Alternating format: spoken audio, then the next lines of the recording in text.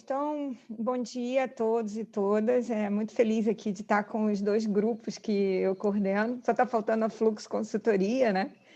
Mas esse é um evento promovido pelo Laboratório de Empreendedorismo e Novos Negócios, pelo LabGN2. Laboratório esse que já existe há mais de 15 anos, 16 anos já, completamos 16 anos. Né? Então, assim, estou muito feliz e eu estou coordenadora da UFRJ Consulting Club. Acho que uns 3 anos já, né, pessoal? Não me lembro, hein, Enzo? 3 anos. Acho que é mais ou menos isso. É desde o Rossi? Então, acho que 3 anos, né? Foi na gestão do Rossi. Isso aí, 3 anos já. 3 anos já. Então, assim, já fizemos muitas coisas juntos, muitas conquistas, isso é muito bom. E isso aqui é um marco, né, da integração das iniciativas estudantis, de convidar vocês para esta atividade, né, do laboratório, que está sendo organizada pelo Gerson e toda a sua equipe. Eu queria, Gerson, você aproveitar e apresentar toda a equipe que organizou o Elevando, né, com todas as suas partes, a terça-feira inteira e mais hoje, né?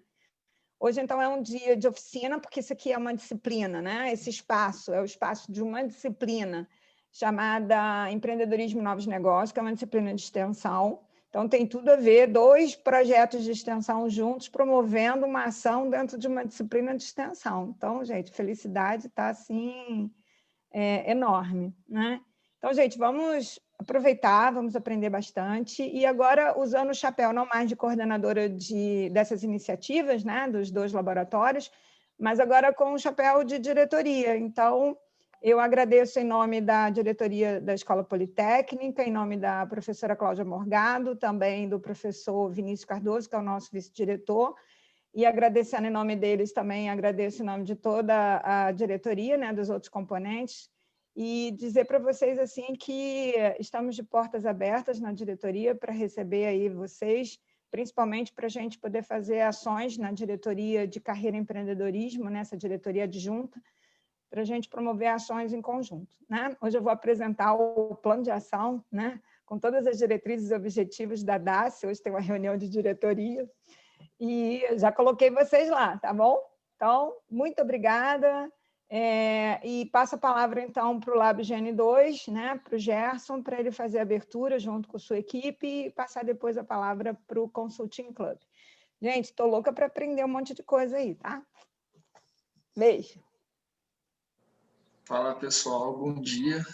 É uma honra estar aqui, é uma honra para o GN2 ter a presença do Consulting Club aí, Enzo, Laila, toda a equipe, muito obrigado por aceitarem o nosso convite, né?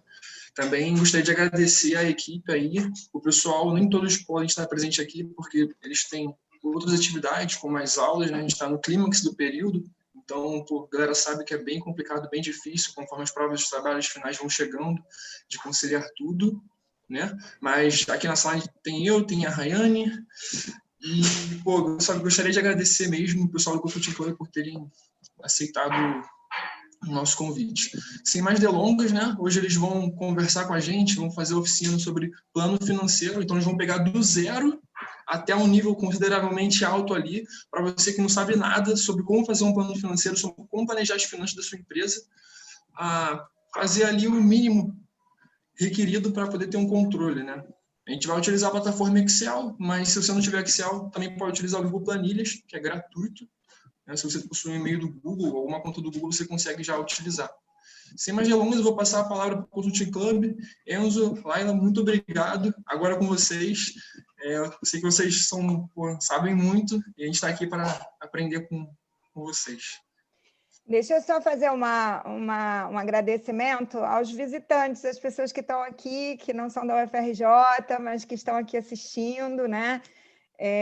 Eu já tive aqui, já olhei aqui um pouquinho os nomezinhos, as indicações, deixa eu ver aqui. Sérgio Lontra, bem-vindo, tudo de bom para você. Eu acho Obrigado. Que bom. Você quer se apresentar? Quer falar alguma coisa? Sim, não, rapidamente, professor. Eu sou professor de Química aposentado no Paraná, né, e trabalhava com a as disciplinas de metodologia de ensino para a formação de professores.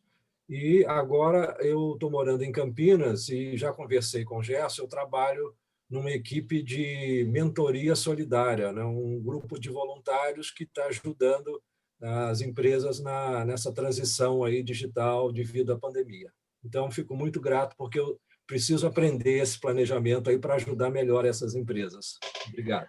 Muito bom, que ótimo. Deixa eu ver, tem mais alguém aí que queira se apresentar, que está vindo nos conhecer, participar da nossa oficina, aberta ao público?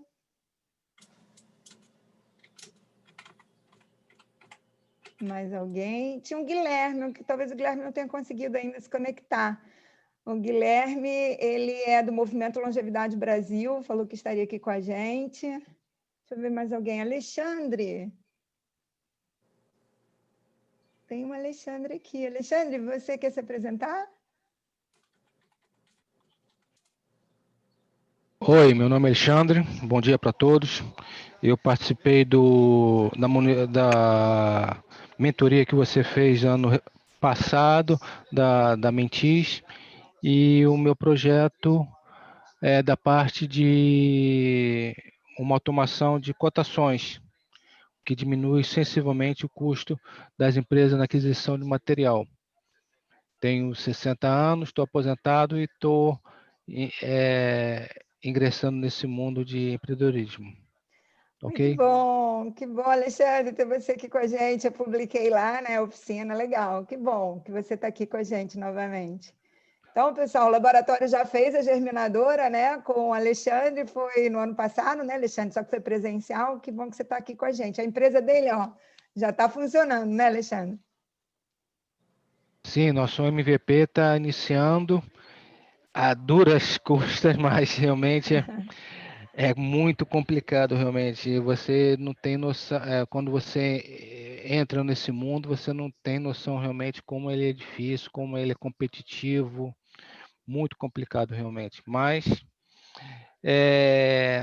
o importante é perseverar, não desistir. Esse é um conselho que eu dou para a garotada aí. Se acreditar, vai fundo realmente, que tem que acreditar no seu projeto, na sua ideia, que rende frutos. No mínimo, você vai ter alguma coisa que foi sua. Muito bom, muito bom. Então, gente, passando de novo a palavra aí para o consulting. Obrigada, desculpa aí ter interrompido, mas receber os nossos visitantes aqui na oficina, eu não poderia deixar.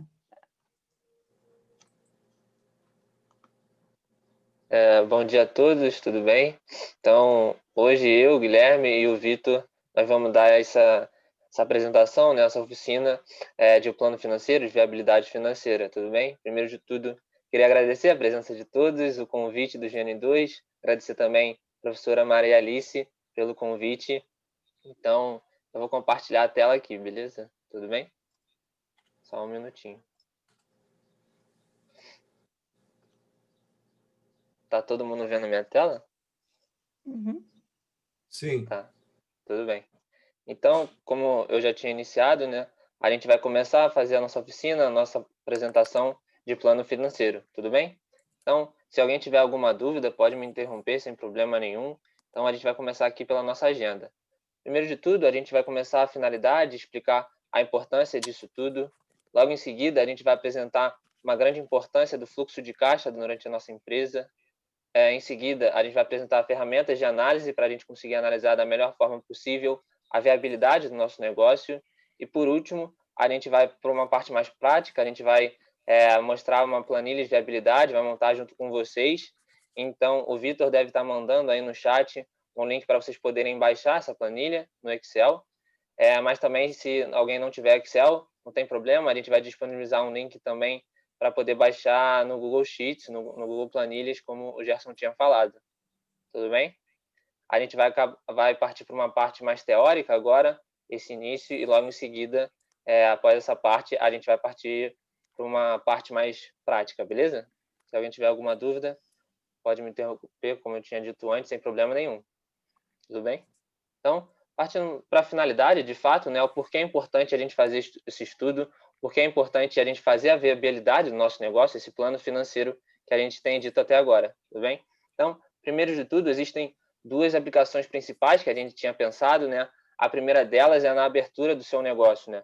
Então, quando você vai abrir, você realmente pensa que você tem que estudar de fato a viabilidade daquele negócio, se vai fazer sentido, se vai ser rentável o seu negócio de forma geral, para você poder, assim, abrir a sua empresa, o seu negócio, tudo bem?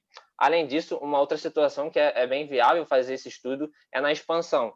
Seja quando você vai aplicar um produto novo, quando você vai abrir uma franquia, quando você vai abrir uma nova fábrica, por exemplo, você realmente tem que fazer um estudo para ver se vai conseguir ser viável você fazer isso tudo. Então, é realmente nessas duas aplicações principais que a gente pensa que a gente utilizaria uma viabilidade financeira, um planejamento financeiro. Tudo bem? Então, em seguida, existem dois principais focos que a gente tem que atingir, né? A empresa também tem que ser tanto rentável, ela tem que rentabilizar ao longo do tempo, gerar caixa, que a gente vai explicar um pouquinho o que é de fato, e também ser sustentável, né? A longo prazo, principalmente. Ela teria que conseguir rentabilizar sempre e, assim, consequentemente, ser sustentável. Esses dois tópicos que é o principal objetivo de uma empresa no geral. Beleza? Tudo bem? Alguém com alguma dúvida? Pode me interromper sem problema nenhum. Então, se ninguém tiver dúvida, esse seria a principal finalidade da gente fazer esse estudo, esse planejamento financeiro. Só que quando a gente pensa em rentabilizar, né, em a empresa ser sustentável, a gente tem que analisar algo na empresa que seria o nosso fluxo de caixa. Tudo bem? Então, mas o que é caixa, antes de eu falar tudo isso, né? Bom, caixa vai ser tudo que a empresa possui efetivamente de capital, tudo bem? E como é que a gente pensa de forma geral isso?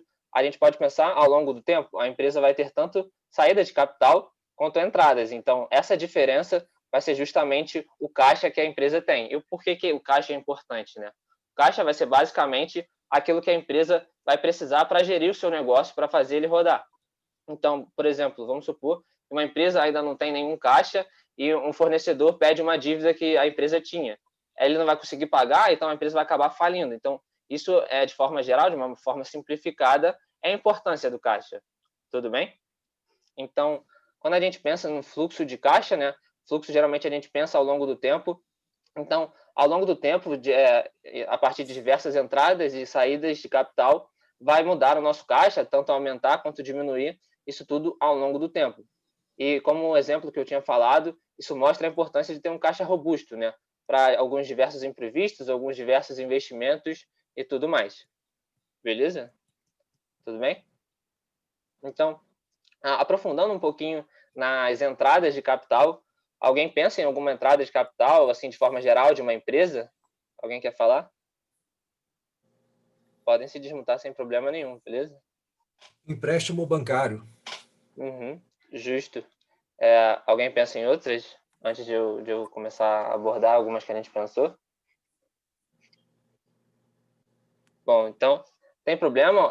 Acho que, se não me engano, o Sérgio que comentou isso. Empréstimos é uma forma. A gente pensou em duas principais, né? Tanto o investimento externo, que a gente vai explicar um pouquinho melhor, e o empréstimo bancário está considerado disso.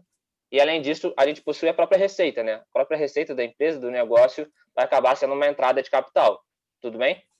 Então, se aprofundando um pouquinho mais dentro de investimento externo, a gente pensou em dois principais tipos de investimento externo. Alguém quer comentar algum dos dois? Alguém quer considerar algum ponto? Não? Posso falar sem problema nenhum. Tá, tudo bem. Não, se a gente é Pode uma falar. startup, se a gente é uma startup que está começando, né? Então, esse investimento vem dos investidores anjos ou de alguma grant, né? Alguma ajuda, né? Beleza. Basicamente, esses dois pontos que a gente tinha pensado, né? O primeiro seria equity. Então, foi o que você falou, basicamente. Então, é você abrir mão de parte do seu negócio para justamente conseguir uma injeção de capital. Então, um investidor, por exemplo, vai investir na sua empresa, só que você tem que retornar uma porcentagem do seu negócio. Então, com esse capital que você conseguiu captar, você vai conseguir abrir o seu negócio, reinvestir, aumentar cada vez mais a sua empresa. Tudo bem? Então, é basicamente o que o Sérgio comentou. Além disso, o que comentaram antes também é justamente uma dívida, né? Então, é você captar do banco, por exemplo, para assim você conseguir gerar o seu negócio, só que, obviamente, tem algumas consequências a partir disso. Você vai ter que pagar essa dívida ao longo do tempo. Mas é também uma forma de investimento externo, beleza? Se alguém tiver alguma dúvida, pode me interromper sem problema nenhum. Senão, a gente pode partir para justamente a outra forma de entrada de capital que a gente pensou. Só que, antes de a gente entrar de fato em quais seriam as nossas fontes de receita, é sempre válido a gente pensar em alguns pontos antes, né? Algumas etapas anteriores. A primeira delas é sempre importante a gente pensar no nosso negócio como um todo. Então, como que a gente vai estruturar ele, né? Se alguém tiver pergunta no chat, que eu estou acabando não vendo com uma frequência, mas pode me interromper, beleza? Bom, então, como eu estava dizendo, é bom a gente ir um pouco, algumas etapas anteriores, e a gente pensar o nosso negócio como um todo, né? Antes de tudo, antes de a gente, de fato, pensar na nossa receita, tentar calculá-la, é, de fato, importante a gente projetar a nossa demanda, né? A gente entender, fazer um estudo, a partir disso tudo, qual vai ser a importância, qual vai ser a nossa demanda ao longo dos anos, beleza? Além disso, um fato bem importante, a gente começar, de fato, é a gente pensar o que a gente pretende vender. Existem diversos tipos de produtos, né? Ou até serviços, então, de fato, é importante a gente entender o que a gente quer e, assim, a gente decidir o que a gente vai vender. Por isso, também, o preço do produto logo em seguida, né? Como eu falei, de fato, a gente vai ter diversos custos também, diversas saídas de capital, e, a partir disso, isso vai acabar, de uma forma geral, influenciando o nosso preço do produto. Mas como que a gente poderia fazer isso de forma geral, né? Existem algumas formas, a gente vai acabar situando aqui algumas, para a gente projetar isso tudo, né? Então, para projetar toda essa demanda, toda essa nossa receita, existem algumas formas, né? A primeira delas seria, a partir da projeção do mercado, você entender como é que o mercado vai se comportar ao longo dos anos e, a partir disso, você conseguir projetar a sua própria demanda ou a sua receita de forma geral, beleza? Então, você entender como vai o setor, como vai a economia, como vai o país, e assim você conseguir conciliar isso com a sua própria projeção de demanda, por exemplo. Tudo bem? Bom, além disso, existe uma projeção também, só lembrando, não são exclusivas, né? Tipo, você pode projetar tanto com o mercado junto com a inflação, por exemplo. Já que, acho que, se alguém não entendeu o conceito de inflação, de forma geral, é basicamente o aumento dos preços dos produtos, beleza?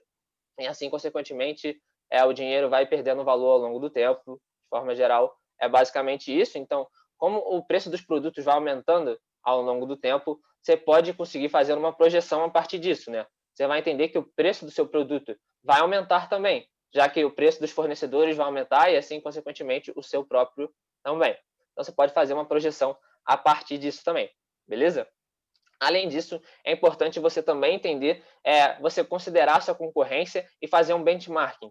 Benchmarking é basicamente quando você compara outras empresas e assim você faz uma análise construtiva para tentar aplicar algo no seu próprio negócio. Bem, é basicamente isso. Então, a partir do benchmarking que você pode fazer com outras empresas do setor que você quer entrar ou de outros setores parecidos, por exemplo, você pode fazer algumas projeções e isso pode te ajudar até a você montar o seu negócio como um todo. Tudo bem? Se alguém tiver alguma dúvida, pode me interromper sem problema nenhum. Então, se eu estiver indo um pouco rápido também, eu posso falar um pouco mais devagar, só me avisarem. Bom, em seguida, a gente pode partir, de fato, para a nossa receita, né? Alguém quer pensar em algumas formas que a gente capta faz o nosso capital, faz a nossa receita de forma geral? A gente pensou em duas principais, né?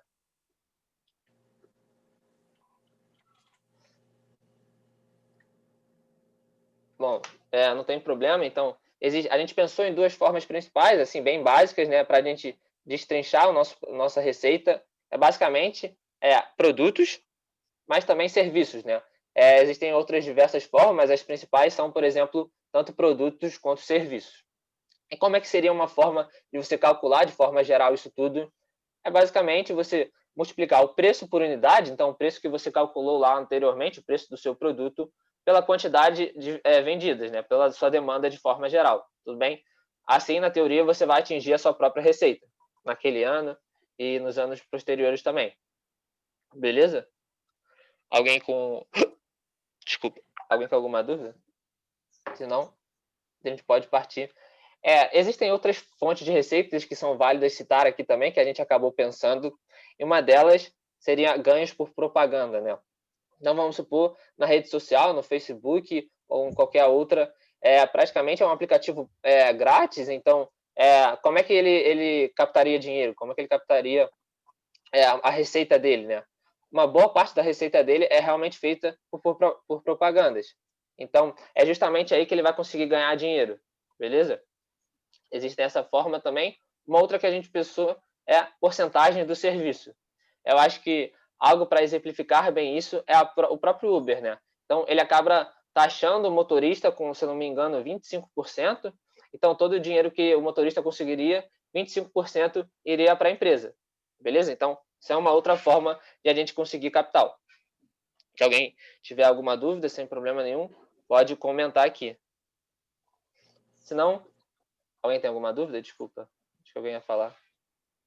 Não? Tá, beleza.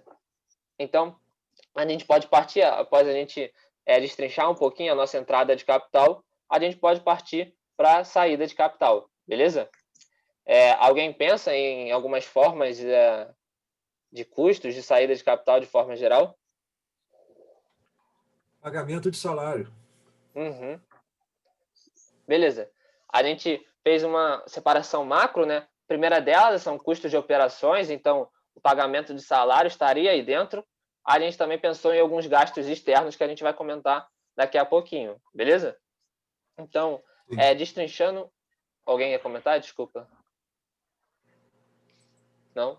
Tá, beleza. Então, destrinchando um pouquinho mais, né, os custos de operações, a gente pensou em dois custos principais assim, de uma empresa, né? Tanto o CAPEX quanto o OPEX, desculpa. Então, o que seria cada um? Pode não ficar tão palpável para todo mundo, mas o primeiro deles é o capital necessário para você, de fato, iniciar ou expandir a operação. Então, quando você quer iniciar a sua empresa, você geralmente faz alguns gastos, por exemplo, de ativos, de máquinas, do próprio terreno, ou até de uma reforma. Então, isso tudo estaria dentro desse custo. E, além disso, quando você quer expandir a sua empresa, quando você quer, por exemplo, criar outra fábrica, comprar outra fábrica, você vai lá e estaria dentro desse custo. Tudo bem? E, bom, por que CAPEX é importante, né? CAPEX, basicamente, vai ser o custo que você tem e alguns ativos que vão gerar valor para você no futuro.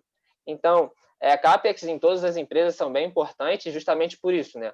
Porque esse custo vai gerar valor ao longo do tempo para a sua empresa, para o seu negócio. Tudo bem? Então, além disso, né, o OPEX é justamente o capital necessário para você manter a operação, né, para você fazer com que a operação continue girando. Então, tem alguns gastos que a gente pensa, os dois principais, né, a gente pode destrinchar o OPEX em dois, assim, basicamente os custos variáveis e os custos fixos. E o que é cada um, né? Os custos variáveis, de fato, estão atrelados à sua operação, à sua fabricação. Então, quanto maior a sua operação, mais produtos você fabrica, maiores vai ser os custos, beleza?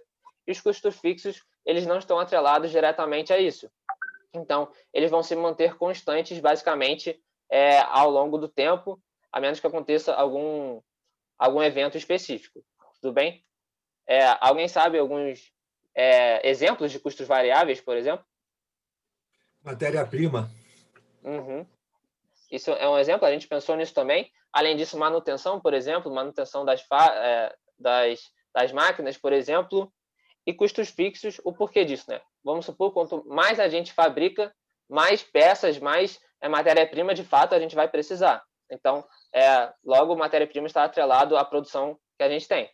Enquanto, por exemplo, nos custos fixos, por outro lado, né, o aluguel e os salários não vão tanto mudar, né? A gente, a princípio, a gente não, quanto maior a nossa operação, nosso aluguel mantém constante, né? A gente, a princípio, só tem uma fábrica, né? A menos que a gente compre uma outra fábrica, mas isso ainda continua em custos fixos, beleza? Tudo bem? E, bom, partindo agora para os gastos externos, né? A gente pensou, os gastos externos, a gente quis destrinchar em dois, basicamente. Tanto impostos quanto os gastos financeiros. Então, a gente vai partir para impostos agora, tudo bem? Então, quando a gente pensa em impostos, né, existem diversos no Brasil, mas a gente acabou destrinchando aqui em três específicos, né? Obviamente, vão ter outros diversos impostos, tanto em produtos mas a gente acabou destrinchando em 3 principais, que seria o Simples Nacional, o lucro presumido e o lucro real, beleza? E por que ele está nessa ordem, né? Porque a diferença, então a empresa, o negócio, vai acabar ficando em cada etapa de acordo com o seu faturamento, né? Então, o Simples Nacional, você é aquelas empresas que possuem faturamento um pouco menor, que eu vou destrinchar um pouquinho melhor daqui a pouco. Logo em seguida, o lucro presumido e, por diante, o lucro real, beleza? Então, as empresas com maiores faturamentos acabam pagando o lucro real. Só que um detalhe que é importante mencionar é quando uma pessoa, um negócio está em Simples Nacional, quando ele está no range de faturamento do Simples Nacional, ele pode escolher pagar os outros 2 impostos. Isso acaba sendo uma escolha, isso vai depender da empresa, só que um detalhe, isso acaba não sendo tão comum ficar mudando o tempo todo por questões burocráticas, né? Acaba ficando difícil você mudar todo ano, por exemplo, de imposto para imposto. Então, eles acabam escolhendo o melhor que está naquele momento e pensando sempre a longo prazo também. Só que o negócio que tiver no lucro presumido, por exemplo, ele não pode pagar o imposto anterior, assim como o lucro real não pode pagar os 2 impostos anteriores. Então, se a pessoa tiver no range de faturamento do lucro real, ele não poderá pagar lucro presumido nem em Simples Nacional. Ficou claro? Tudo bem? Então, a gente vai destrinchar um pouquinho agora o Simples Nacional. Beleza? A gente vai mostrar alguns exemplos mais práticos agora, só que a gente vai mostrar isso também na nossa planilha, um pouco mais na segunda parte da aula, vamos dizer assim. Então, o Simples Nacional é basicamente aquelas empresas, aqueles negócios que possuem faturamento anual menor que 4,8 milhões. Então, além disso, a grande vantagem dele é que ele é muito simples na hora de pagar, né? Ele é muito menos burocrático que os outros 2. Ele junta em apenas uma alíquota, que eu vou explicar daqui a pouquinho um pouquinho melhor o que é. 8 impostos, quando você quer identificar a sua empresa, você precisa apenas do CNPJ, então realmente não é bem mais simples em comparação aos outros 2. E como é que é calculado o Simples Nacional, né? Então, o Simples Nacional é basicamente nesse sentido, você tem uma alíquota, você multiplica pelo seu faturamento, só que você tem que somar um valor descontado que é de acordo com a alíquota. Pode não ter ficado tão palpável agora, a gente vai partir para um exemplo, mas se alguém quiser tirar alguma dúvida, comentar algo, adicionar algo, sempre válido também, beleza? Então, vamos supor, isso é apenas um exemplo, tá, gente? Supor que, para deixar mais palpável, vamos supor que a Fiat tem um faturamento anual de 3 milhões e meio. Então, na teoria, ela está no range que é menor que 4,8 milhões. Então, ela pagaria o Simples Nacional, beleza? E já que ela é uma fábrica, indústria, ela tem uma alíquota de 14,7. Essa alíquota vai depender de algumas tabelas que vocês podem olhar na Receita Federal. Posso passar depois esse site. E ela vai depender tanto do seu faturamento, então, dentro desses até 4,8 milhões, tem algumas tabelas que identificam qual alíquota vai ser de acordo com o setor também. Então, vai depender tanto do setor quanto do seu próprio faturamento, beleza?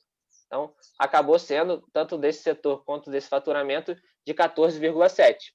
E como eu falei antes, o valor descontado também está linkado a essa alíquota.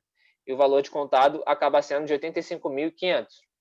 Então, o imposto que ela vai pagar no Simples Nacional vai ser esse 14,7% de 3 milhões e meio.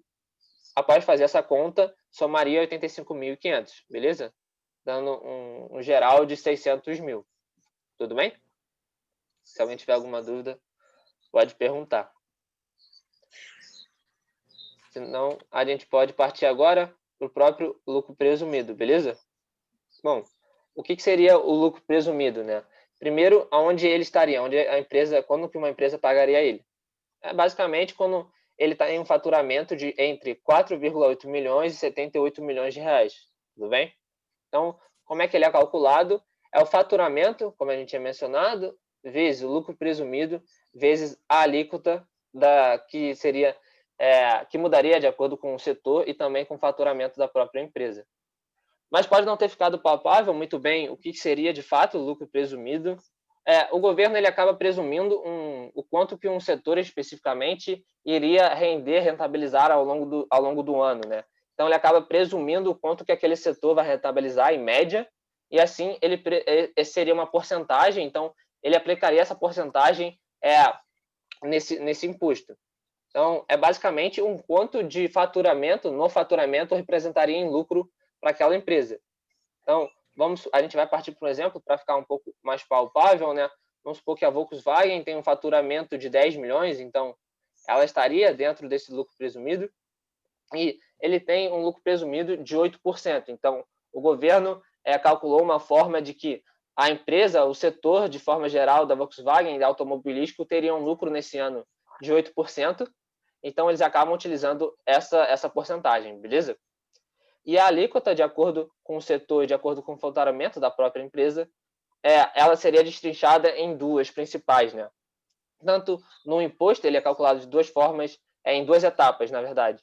A primeira seria com o imposto de renda sobre pessoa jurídica, seria num valor de 15%, e também a contribuição social sobre o lucro líquido.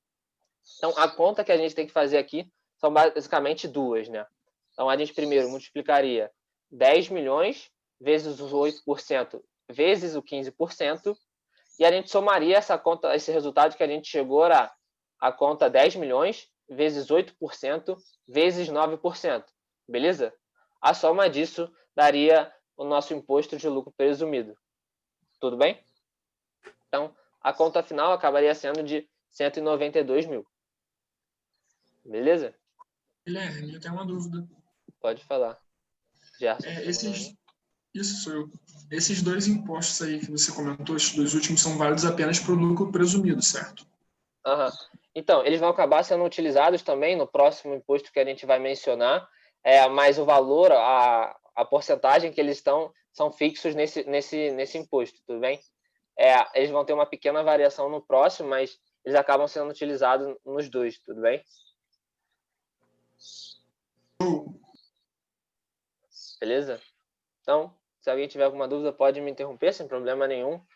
Mas a gente pode partir para o próximo imposto e último, né? Que seria o lucro real. A diferença do lucro real, né?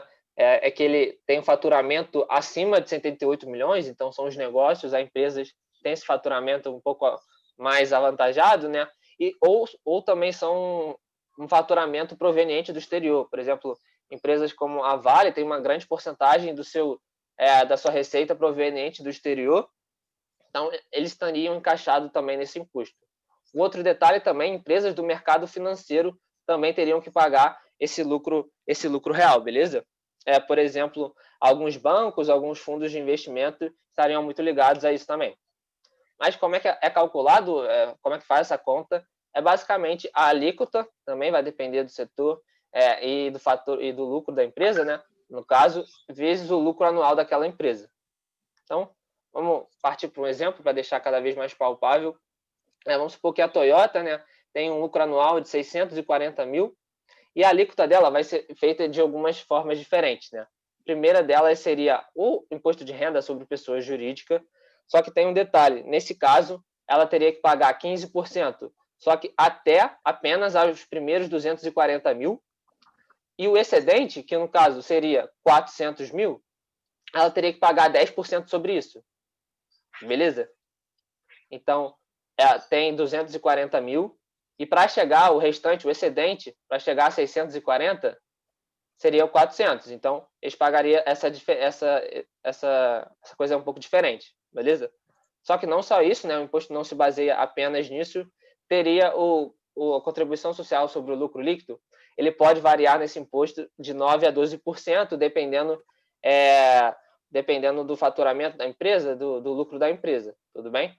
Então, a gente chegaria a um total desse valor, beleza? Tudo bem? De 200 mil. Então, em seguida, após a gente destrinchar um pouquinho mais esses impostos, a gente vai mostrar como é que a gente aplicaria isso na viabilidade financeira em si, a nossa empresa, um pouco mais para a segunda parte da aula, onde a gente abordaria a nossa planilha. Agora, a gente mostraria alguns gastos financeiros em si, tudo bem? E alguns gastos financeiros que a gente pensou são dois principais, tanto o pagamento de dívidas, que o Sérgio acabou comentando anteriormente, se eu não me engano, e também o pagamento de dividendos, né? O pagamento de dívidas é válido mencionar, porque quando você capta uma dívida, quando você adquire uma dívida, você tem que pagar ela ao longo do tempo. Então, ela estaria implicada nesses gastos financeiros. Além disso, pagamento de dividendos, quando você quer retribuir os seus sócios, você acaba tirando parte do lucro líquido, então você acaba retribuindo esse valor. Isso acontece um pouco no mercado acionário, né? Por exemplo, que a maioria das empresas, não todas, tem que pagar 25% do lucro líquido dela em cada trimestre, né? Se eu não me engano, é isso. Então, isso seriam 2 gastos principais financeiros. Tudo bem? Alguém tem alguma dúvida? Se não, a gente pode seguir. Bom, então, após a gente destrinchar um pouquinho esses componentes, né, tanto as entradas quanto as saídas, é válido a gente mencionar também um componente que acaba sendo bem importante também na empresa, que seria o próprio capital de giro. Pode não ficar palpável apenas quando eu falo capital de giro, mas capital de giro é basicamente o capital disponível para você enfrentar imprevistos, né? Então, ele vai ser, pensando assim, ao longo do tempo, né, existe tanto entradas e saídas, só que, vamos supor, você tem mais entradas do que saídas, então você vai ficar com uma parte do seu caixa avantajado, né? Você vai ter caixa suficiente. E parte disso se tornaria o capital de giro, que é justamente para você enfrentar alguns problemas. Então, por exemplo, uma máquina quebrou, ou, por exemplo, passamos por uma pandemia, a empresa teria que utilizar o capital de giro para fazer com que a empresa se sustente e continue girando, e continue funcionando de forma geral.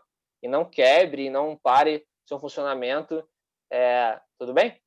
Então, além disso, né, vamos supor, você tem o seu capital de giro já e você tem mais saídas do que entradas, você teria que utilizar esse capital de giro que você vem utilizando e montando ao longo do tempo nessas situações.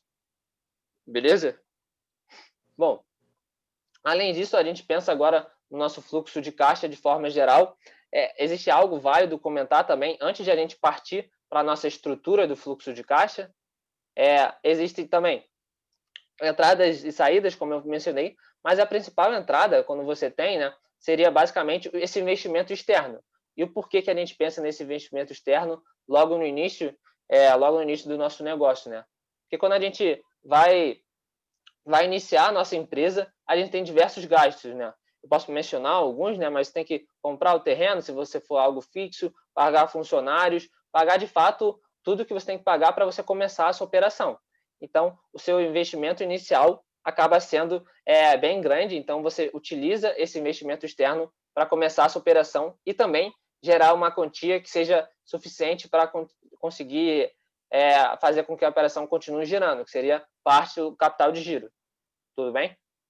Então, após esse investimento inicial e esse investimento externo, você conseguiria fazer com que a empresa continue rentabilizando e gerando caixa cada vez mais. Tudo bem? Bom, alguém tem alguma pergunta? Ou posso continuar? Bom, beleza. Se alguém tiver alguma dúvida, pode me interromper sem problema nenhum. Mas a gente partiria agora para a estrutura do fluxo de caixa como um todo, né? Eu vou tentar montando junto com vocês, né? Mas, bom, como eu mencionei antes, logo no início, você geralmente tem um investimento externo, né? Tanto de dívida ou por equity, mas você tem esse investimento externo que ele acaba se destrinchando tanto no investimento, na estrutura que você quer ter, quanto capital de giro. Então, é importante você ter também não só, por exemplo, esse investimento externo ser igual ao investimento inicial, porque você teria que ter uma quantia de caixa suficiente para fazer a empresa ainda rentabilizar, caso tenha alguns custos, alguns imprevistos ao longo do tempo, beleza? Então, esse investimento externo seria basicamente com esse objetivo. E logo em seguida, logo após esse investimento externo, a gente teria esse investimento inicial, que é justamente o que eu mencionei antes, sabe? Máquinas, a própria fábrica, o próprio terreno, salários, impostos também, beleza? Então, logo em seguida, a gente, após começar, de fato, a operação da nossa empresa, a gente começaria a rentabilizar ela. Então, a gente começaria a gerar receita, a gerar capital, e também, como a gente está gerando e já está funcionando a nossa empresa, a gente teria alguns custos, né? Tanto o CAPEX e o OPEX, a gente, assim, diminuindo isso tudo da receita, né? A gente chegaria a nosso lucro bruto. Tudo bem? E, bom, após o lucro bruto, né, a gente tiraria alguns impostos, algumas multas de tudo isso e chegaria ao final, que é o lucro líquido da empresa. Beleza? E, bom, pode não ter ficado tão palpável, apenas mencionando essas linhas, mas eu vou tentar montar junto com vocês um exemplo, beleza? Então, vamos supor, no ano 0, né, que é aquele ano que a gente ainda não tem operação, mas a gente está montando a nossa empresa, a gente possui um investimento externo de 100 mil. Só que o nosso investimento inicial, tudo aquilo que eu já comentei anteriormente, para você, de fato, começar a operar a sua empresa, comprar terreno e tudo mais, é de 50 mil reais, beleza? Aí, nesse ano, como eu acabei mencionando, a gente não teria receita, não teria nenhum custo inicialmente. Mas um detalhe que pode aparecer aqui, o porquê que não aparece o CAPEX aqui. Porque a gente acabou considerando isso tudo dentro de investimento inicial já, beleza? Para acabar simplificando de forma geral e tudo mais. E, bom, o lucro da nossa empresa, o porquê que ele é um prejuízo de 50 mil, né? Porque a gente acabou não tendo nenhuma receita, a gente não gerou nenhum capital, a gente apenas teve um custo de 50 mil. Então, o prejuízo, de fato, seria isso, já que o lucro é receita menos custo. Só que o nosso caixa, ele seria 50 mil positivo, né? Justamente porque a gente teve o investimento externo. Então, 100 mil menos 50 mil, chegaríamos ao nosso caixa. Beleza?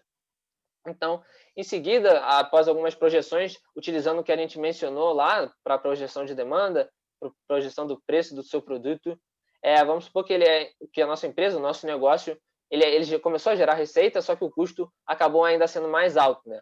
Então, a empresa possuiu um prejuízo nesse primeiro ano, é algo normal de se acontecer em diversos negócios, só que ele tinha caixa para sustentar isso, né?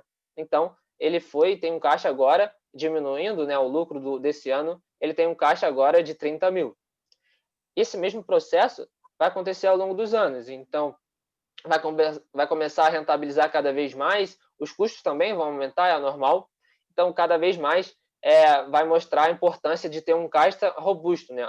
Então, no ano 3, por exemplo, a gente teve alguns custos maiores, justamente porque a empresa acabou expandindo, nesse exemplo, né? Então, ele teve um prejuízo, mas como ele tinha um caixa, ele conseguiu ainda manter a empresa saudável. Beleza? Tudo bem? Isso a gente vai mostrar mais na prática, de fato, no Excel, na nossa planilha. Então, partindo agora, né, para ferramentas de análise, o Vitor vai explicar um pouquinho melhor e se aprofundar junto com vocês nessa parte, tudo bem? Eu vou parar de compartilhar aqui para ele poder compartilhar, beleza? Beleza, vou compartilhar minha tela aqui. E aí vocês me avisam se estão conseguindo ver direitinho. Dá para ver aqui o PowerPoint? Beleza. Então vamos passar lá agora, né? E aí passar para algumas ferramentas de análise. Basicamente são ferramentas de análise do fluxo de caixa, né? Então o Guilherme apresentou para a gente basicamente como é o fluxo de caixa, qual a sua estrutura, mas é muito importante também saber como analisá-lo, né? Então a gente vai dar a gente vai apresentar aqui algumas ferramentas. Então são basicamente 6, né? Então primeiramente a gente vai apresentar a taxa mínima de atratividade, o valor presente líquido, a taxa interna de retorno, o payback simples, o payback descontado e, por último, o return on investment, beleza? Então, isso aqui são só nomes, né? Então a gente vai se aprofundar um pouquinho mais em cada uma dessas ferramentas. Então, vamos começar com a taxa mínima de atratividade. Tranquilo? Então, a taxa mínima de atratividade, ou a TMA, a gente tem que pensar basicamente naquele retorno mínimo que um investidor deve esperar para querer investir no nosso negócio, né? Para considerar um investimento no nosso negócio atrativo. Então, basicamente, aqui esse aqui levar em consideração alguns diferentes fatores, né? Então, bem, primeiro o custo-oportunidade, né? Então, como assim? Bem, a gente tem que lembrar que o investidor, quando ele vai colocar um dinheiro no meu negócio, quando ele está me concedendo esse capital, ele está deixando de investir em qualquer outro negócio, deixando de fazer qualquer outro investimento para colocar esse dinheiro na minha empresa, né? Então, isso é sempre algo para levar em consideração na hora que a gente for calcular o TMA. Tranquilo? Depois disso, também tem a questão do risco.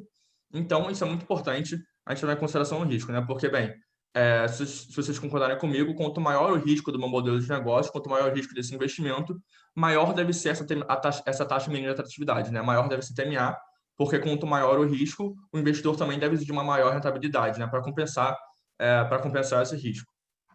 Então, se a gente pensar, por exemplo, é muito mais arriscado o investidor investir em uma startup, ele investir em uma empresa que está se iniciando agora e que não tem uma dimensão muito grande, que não está muito consolidado no mercado, do que se ele fosse investir em uma empresa maior, que já se consolidou no mercado e já tem essa estrutura de capital maior. Tranquilo? Então, isso é muito importante considerar também. E aí, por último, a gente tem a questão da liquidez, né? E aí, bem, liquidez aqui, a gente se refere mais no aspecto de, vamos supor que o investidor ele colocou o dinheiro na minha empresa, e aí, beleza, passou um tempo, só que vamos supor que ele queria tirar esse dinheiro, né? Ele tem facilidade para tirar esse dinheiro? Ou vai ser um processo muito demorado, ele só vai receber esse dinheiro dele muito depois? Logicamente, quanto mais com maior facilidade que o investidor conseguir tirar esse dinheiro, conseguir ter esse dinheiro de volta para ele, isso vai ser melhor, né? Então, uma menor liquidez também deveria existir uma maior rentabilidade para compensar essa menor liquidez também. Tranquilo? E aí, realmente, para calcular essa TMA, não tem uma fórmula mágica, não tem uma equação que você coloca diferentes variáveis que vai cuspir um número certinho para você. É realmente você ponderar esses 3 aspectos mais qualitativos para tentar achar um número em cima disso. Tranquilo? Beleza. Então, aí se tiverem qualquer dúvida também, podem me interromper. Se acharem que eu estou falando muito rápido também, podem falar. Senão, a gente passa aqui para a nossa próxima ferramenta de análise, que é o valor presente líquido, ou VPL. Tranquilo? Vitor, só uma perguntinha. Claro. Qual é a faixa de variação dessa TMA? Digamos assim, para uma empresa que está começando, né? Uma startup que está apertada, né? Tem esse valor ou não? Realmente, realmente Sim. não tem um valor muito fixo, assim, né? E, tipo, isso pode variar de modelo para negócio. Às vezes pode até ser um modelo de negócio parecido, mas as circunstâncias que ele está se iniciando, que ele está começando, podem ser diferentes, o que já pode alterar, né? Então, realmente é algo um pouco complicado, assim, não tem muito um fixo, né, por modelo. É realmente algo mais se calcular, né? Beleza? Ok, obrigado. Nada. Mais alguma dúvida? Não, tudo bem. Beleza. Então, vamos passar agora para o VPL. E aí, bem, o que é o VPL, né? Se a gente botar aqui uma definiçãozinha, ele é um método matemático matemático busca determinar quanto que os futuros pagamentos valeriam hoje descontados os juros e o custo inicial. E aí, bem, como assim, né? Vocês podem não se assustem para essa definição, realmente ela não é das definições mais intuitivas, mas basicamente o que a gente está fazendo com o VPL, né? Quando a gente for projetar, né, com aquilo que a gente falou, quando a gente for projetar nossa receita, nossos custos, e a gente veio de fato quanto que a gente pretende ganhar no futuro, é muito importante que a gente também não só projete quanto a gente ganha, mas que a gente consiga projetar todos esses ganhos que a gente projetou para o futuro para valor presente, né? Então, como diz aqui, quanto que esses futuros pagamentos valeriam hoje. Então, basicamente, porque o que importa aqui, né, a gente sabe é que, por exemplo, o dinheiro daqui a 5 anos vai valer menos do que ele vale hoje. Então, acaba que ocorre essa depreciação, né? Então, a gente tem que trazer todo aquele valor que a gente espera ganhar no futuro para valor presente, para ver quanto isso de fato valeria ganhando hoje. Tranquilo? E aí eu acho que algo que fica até mais fácil de entender é a fórmula em si, né? Então, como eu falei, é um método matemático e o VPL segue uma fórmula que é mais ou menos assim. Tranquilo? E aí vamos destrinchar essa fórmula pouco a pouco com vocês. Então, bem, se vocês forem perceber aqui, a gente tem repetição de uma certa estrutura, certo? De um somatório aqui que segue FCN sobre 1 mais I elevado a N. E aí, o que é cada uma dessas estruturas? Bem, esse FCN é o fluxo de caixa do período, certo? Então, de novo, isso aqui tudo vai ficar mais claro para vocês quando a gente for para a planilha, mas basicamente é o resultado daquele período e quanto que a gente conseguiu acumular de caixa naquele período. Tranquilo? Então, esse aqui vai ser o fluxo de caixa. E esse período aqui pode ser um ano, pode ser um trimestre, pode ser um semestre. Realmente aquilo que você achar que faz mais sentido para o seu negócio. Beleza? E aí, a gente vai ter 1 mais I, e aí esse I é uma taxa, né? A gente for ver aqui a legenda, esse I é a nossa TMA, aquela TMA que eu já tinha comentado no tópico anterior, beleza? Que aí você vai ter que calcular, de acordo com o seu modelo, levando em consideração todos aqueles aspectos diferentes. Show? E aí que elevado a N, que é exatamente o número do período, né? Então, se a gente tiver no ano 1, a gente vai elevar a 1. Se a gente tiver no ano 2, vamos elevar a 2, e por aí vai. Tranquilo? E depois que a gente fizer o somatório todo, é muito importante também de lembrar de subtrair o investimento inicial, beleza? Que é uma parte muito importante também para calcular o VPL. E aí também, não se preocupe também em decorar essa fórmula. Eu sei que ela pode parecer um pouco complicada, né? Nem de tentar fazer ela na mão, por exemplo. O próprio Excel tem uma formulazinha que calcula o VPL para vocês. E aí, quando a gente for lá para a planilha, daqui a pouco eu vou mostrar para vocês como que a gente usa essa fórmula, tranquilo? E aí, como que a gente faz como que a gente analisa o VPL, né?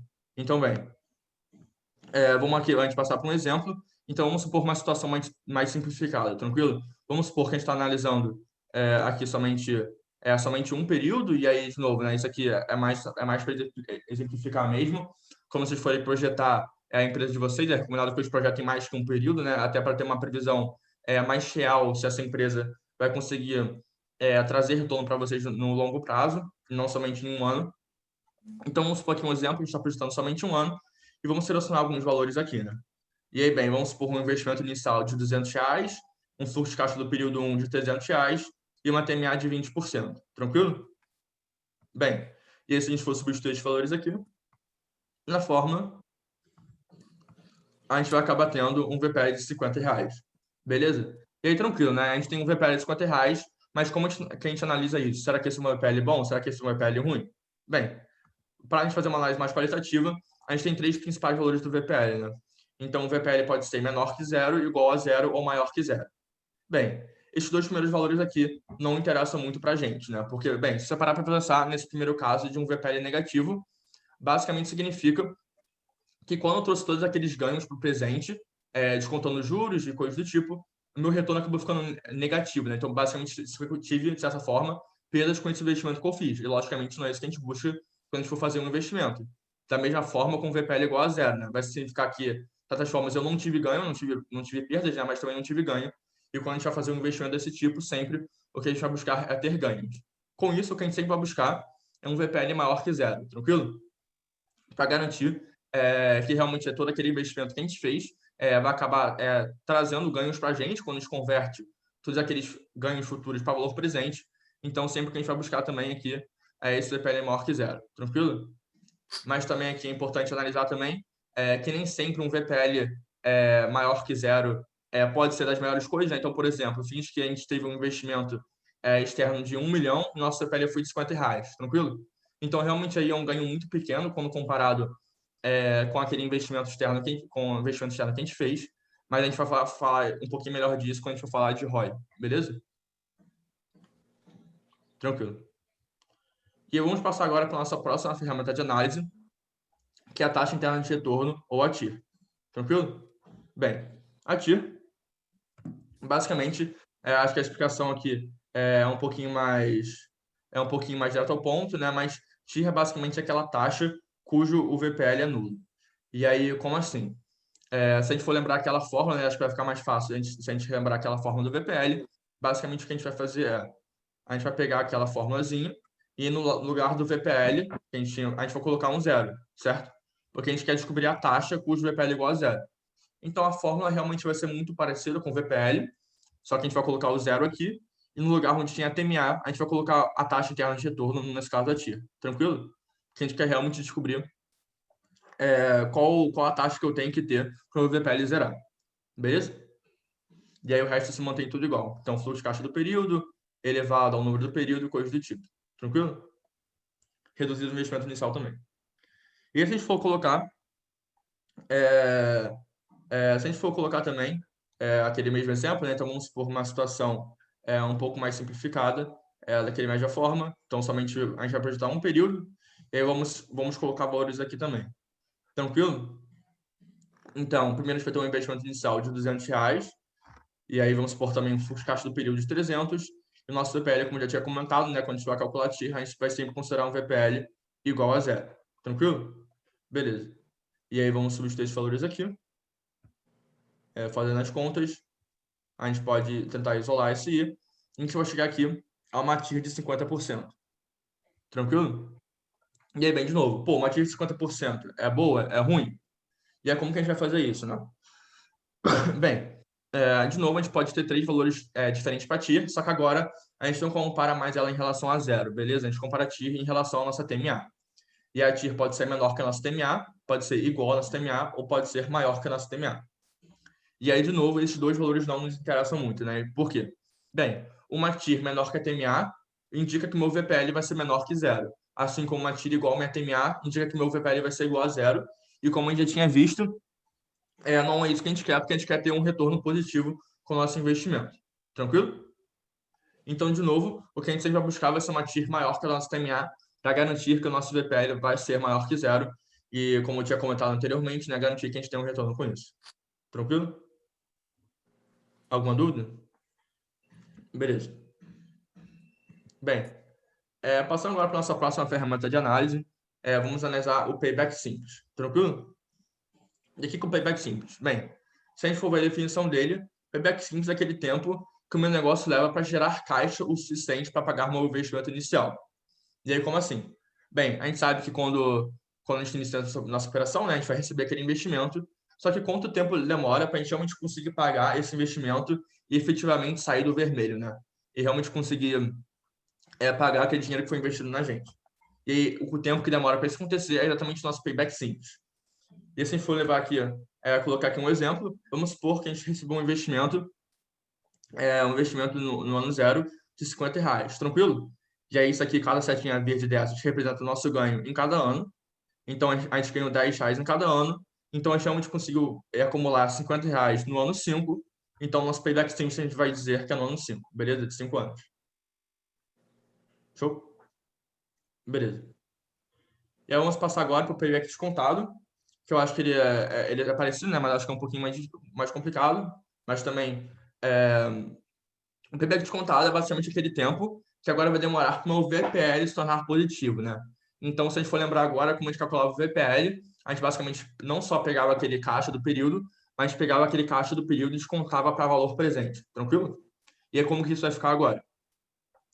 Vamos supor um exemplo parecido, né? Só que agora a gente teve R$10 entrando em cada período, só que agora a gente também tem que descontar isso para valor presente, né? Usando aquela formulazinha que a gente tinha falado. E vamos supor, para esse exemplo, uma TMA de 10%. Tranquilo? Então, aqui eu já projetei para valor presente para vocês, né? Para não precisar fazer a conta aqui. Então, se a gente for ver aqui, agora o nosso payback descontado, a gente vai acabar demorando 7 anos, tranquilo? E não mais 5 anos. Beleza? E aí, basicamente assim que a gente calcula o payback descontado. Show? E aí, passando agora para a nossa última ferramenta de análise, que vai ser... alguém tem uma dúvida? Beleza. Tranquilo. E aí, passando agora para o nosso último tópico, que é o ROI, a nossa última ferramenta de análise, né, que é o ROI. E aí, basicamente, se a gente for usar essa fórmula, né, é o nosso VPL sobre o nosso investimento inicial. E aí, como eu tinha comentado anteriormente, né, nem necessariamente um VPL positivo significa que ele é um dos melhores investimentos, né? Então, realmente é importante a gente comparar nosso VPL, então esse nosso ganho, com o nosso investimento inicial, para ver se a gente acabou tendo um bom ROI. E aí, como que a gente vê se a gente teve um bom ROI ou não, né? Bem, para isso é importante a gente levar em consideração, por exemplo, uma base de comparação. Então, bem, a gente pode, será que um ROI de 10% é bom? Não sei, a gente pode tentar comparar isso com outros investimentos, né? Então, eu tive um ROI de 10%, mas eu poderia ter investido em outro negócio que me daria um ROI de 20%, o que pode acabar indicando que esse seria um melhor investimento, tranquilo? Mas, bem, não necessariamente um ROI maior significa que esse foi o melhor investimento, né? E aí, por quê? Por causa do prazo de retorno. Então, a gente sabe que, por exemplo, eu posso ter tido um ROI de 10% no meu negócio e em outro negócio eu posso ter tido também um ROI de 20%. Porém, eu posso ter tido meu ROI de 10%, eu posso ter tido meu ROI de 10% em um ano, enquanto aquele meu ROI de 20% levou 50 anos. Tranquilo? Então, a gente sabe que, às vezes, é também importante não só você levar essa base de comparação, mas também ver em quanto tempo que eu vou conseguir ter esse retorno para ver se vai realmente ser melhor ou não. Tranquilo? Então, é bem importante levar em consideração esses dois aspectos quando a gente for calcular o ROI. Beleza? Alguma dúvida aqui? Tranquilo. E aí, caso ninguém tenha dúvida, a gente pode ir agora para a nossa planilha. E aí eu já tinha enviado o link aqui no chat. E eu não sei se todo mundo conseguiu baixar. Se alguém teve dificuldade de baixar, pode falar que a gente manda de novo. Tranquilo? E também se não tiver o Excel baixado, pode falar também que a gente tenta mandar uma cópia do X para vocês. Tranquilo? Beleza. Então, eu só vou compartilhar agora. Acho que tem uma dúvida aqui. No caso de empresas de tecnologia como Google, Facebook, quase todas as startups desse segmento têm VPL zero por muitos anos, pois investidores acreditam no projeto a longo prazo. Isso, mas eu não entendi qual foi a pergunta, assim? Assim, né? Acaba que muitas dessas empresas, às vezes, elas têm muitos projetos de longo prazo, né? Então, a gente sabe que, pô, muitas empresas, às vezes, que a gente considera gigantes, assim, às vezes nem tiveram lucro ainda, né? Então, a gente sabe, por exemplo, o caso da Uber, que ela realmente, ela se, ela se endivida, né? Ela usa isso de estratégia para realmente se consolidar no mercado e depois conseguir ter isso mais um projeto de longo prazo mesmo, né? Mas eu concordo com você, sim.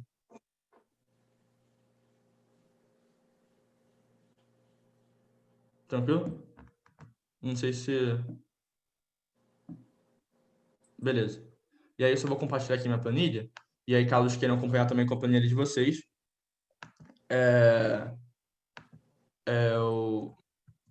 podem abrir aqui também para a gente ir acompanhando, para você ir acompanhando aqui o que eu vou fazer. Tranquilo? Beleza. E aí, se a gente for olhar essa planilha aqui, né, basicamente, como eu falei, agora aquela parte que a gente realmente vai botar mais a mão na massa.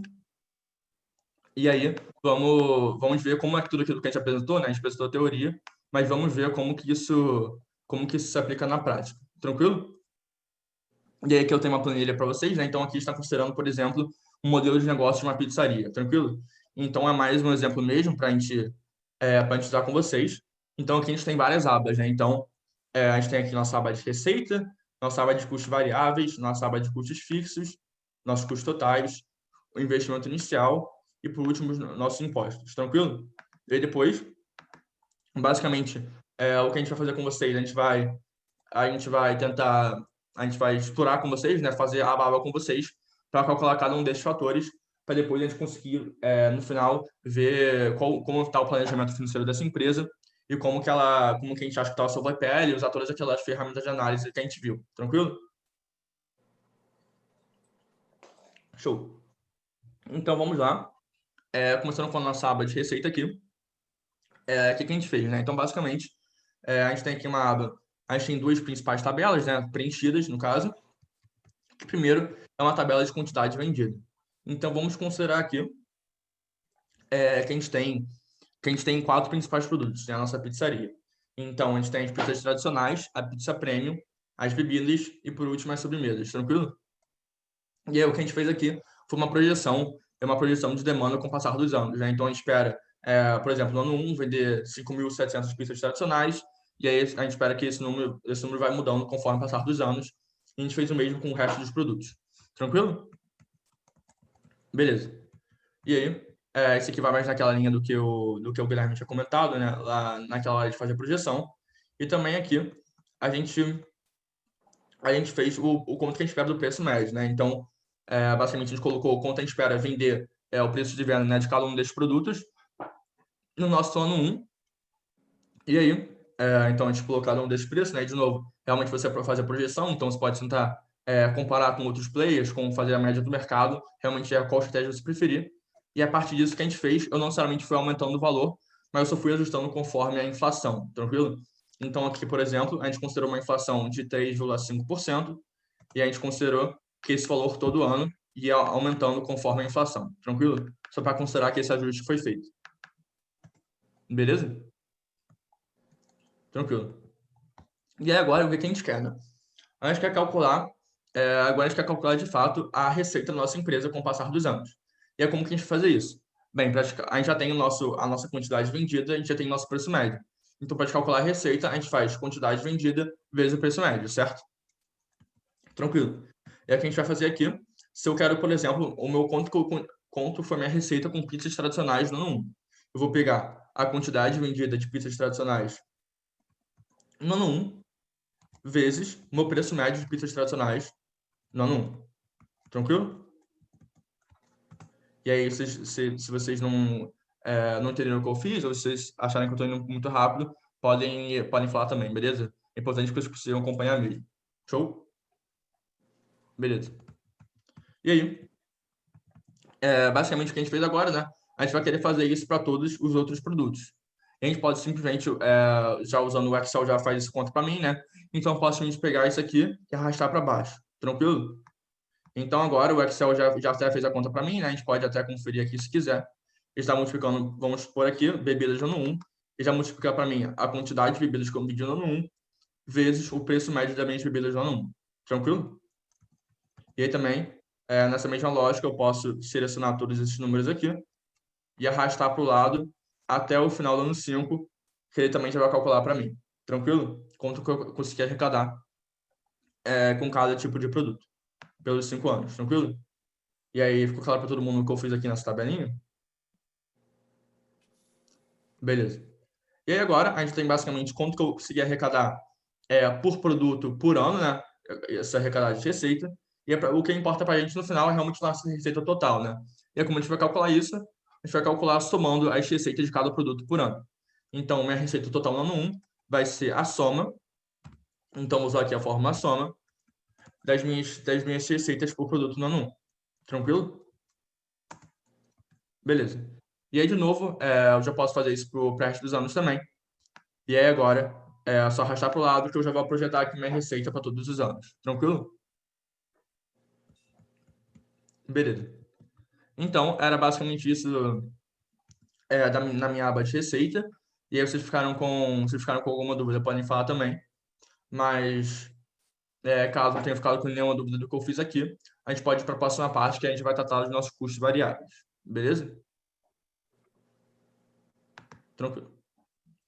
E aí, se for olhar aqui a nossa aba de custos variáveis, ela é bem parecida, na verdade, né, com a nossa aba de receita.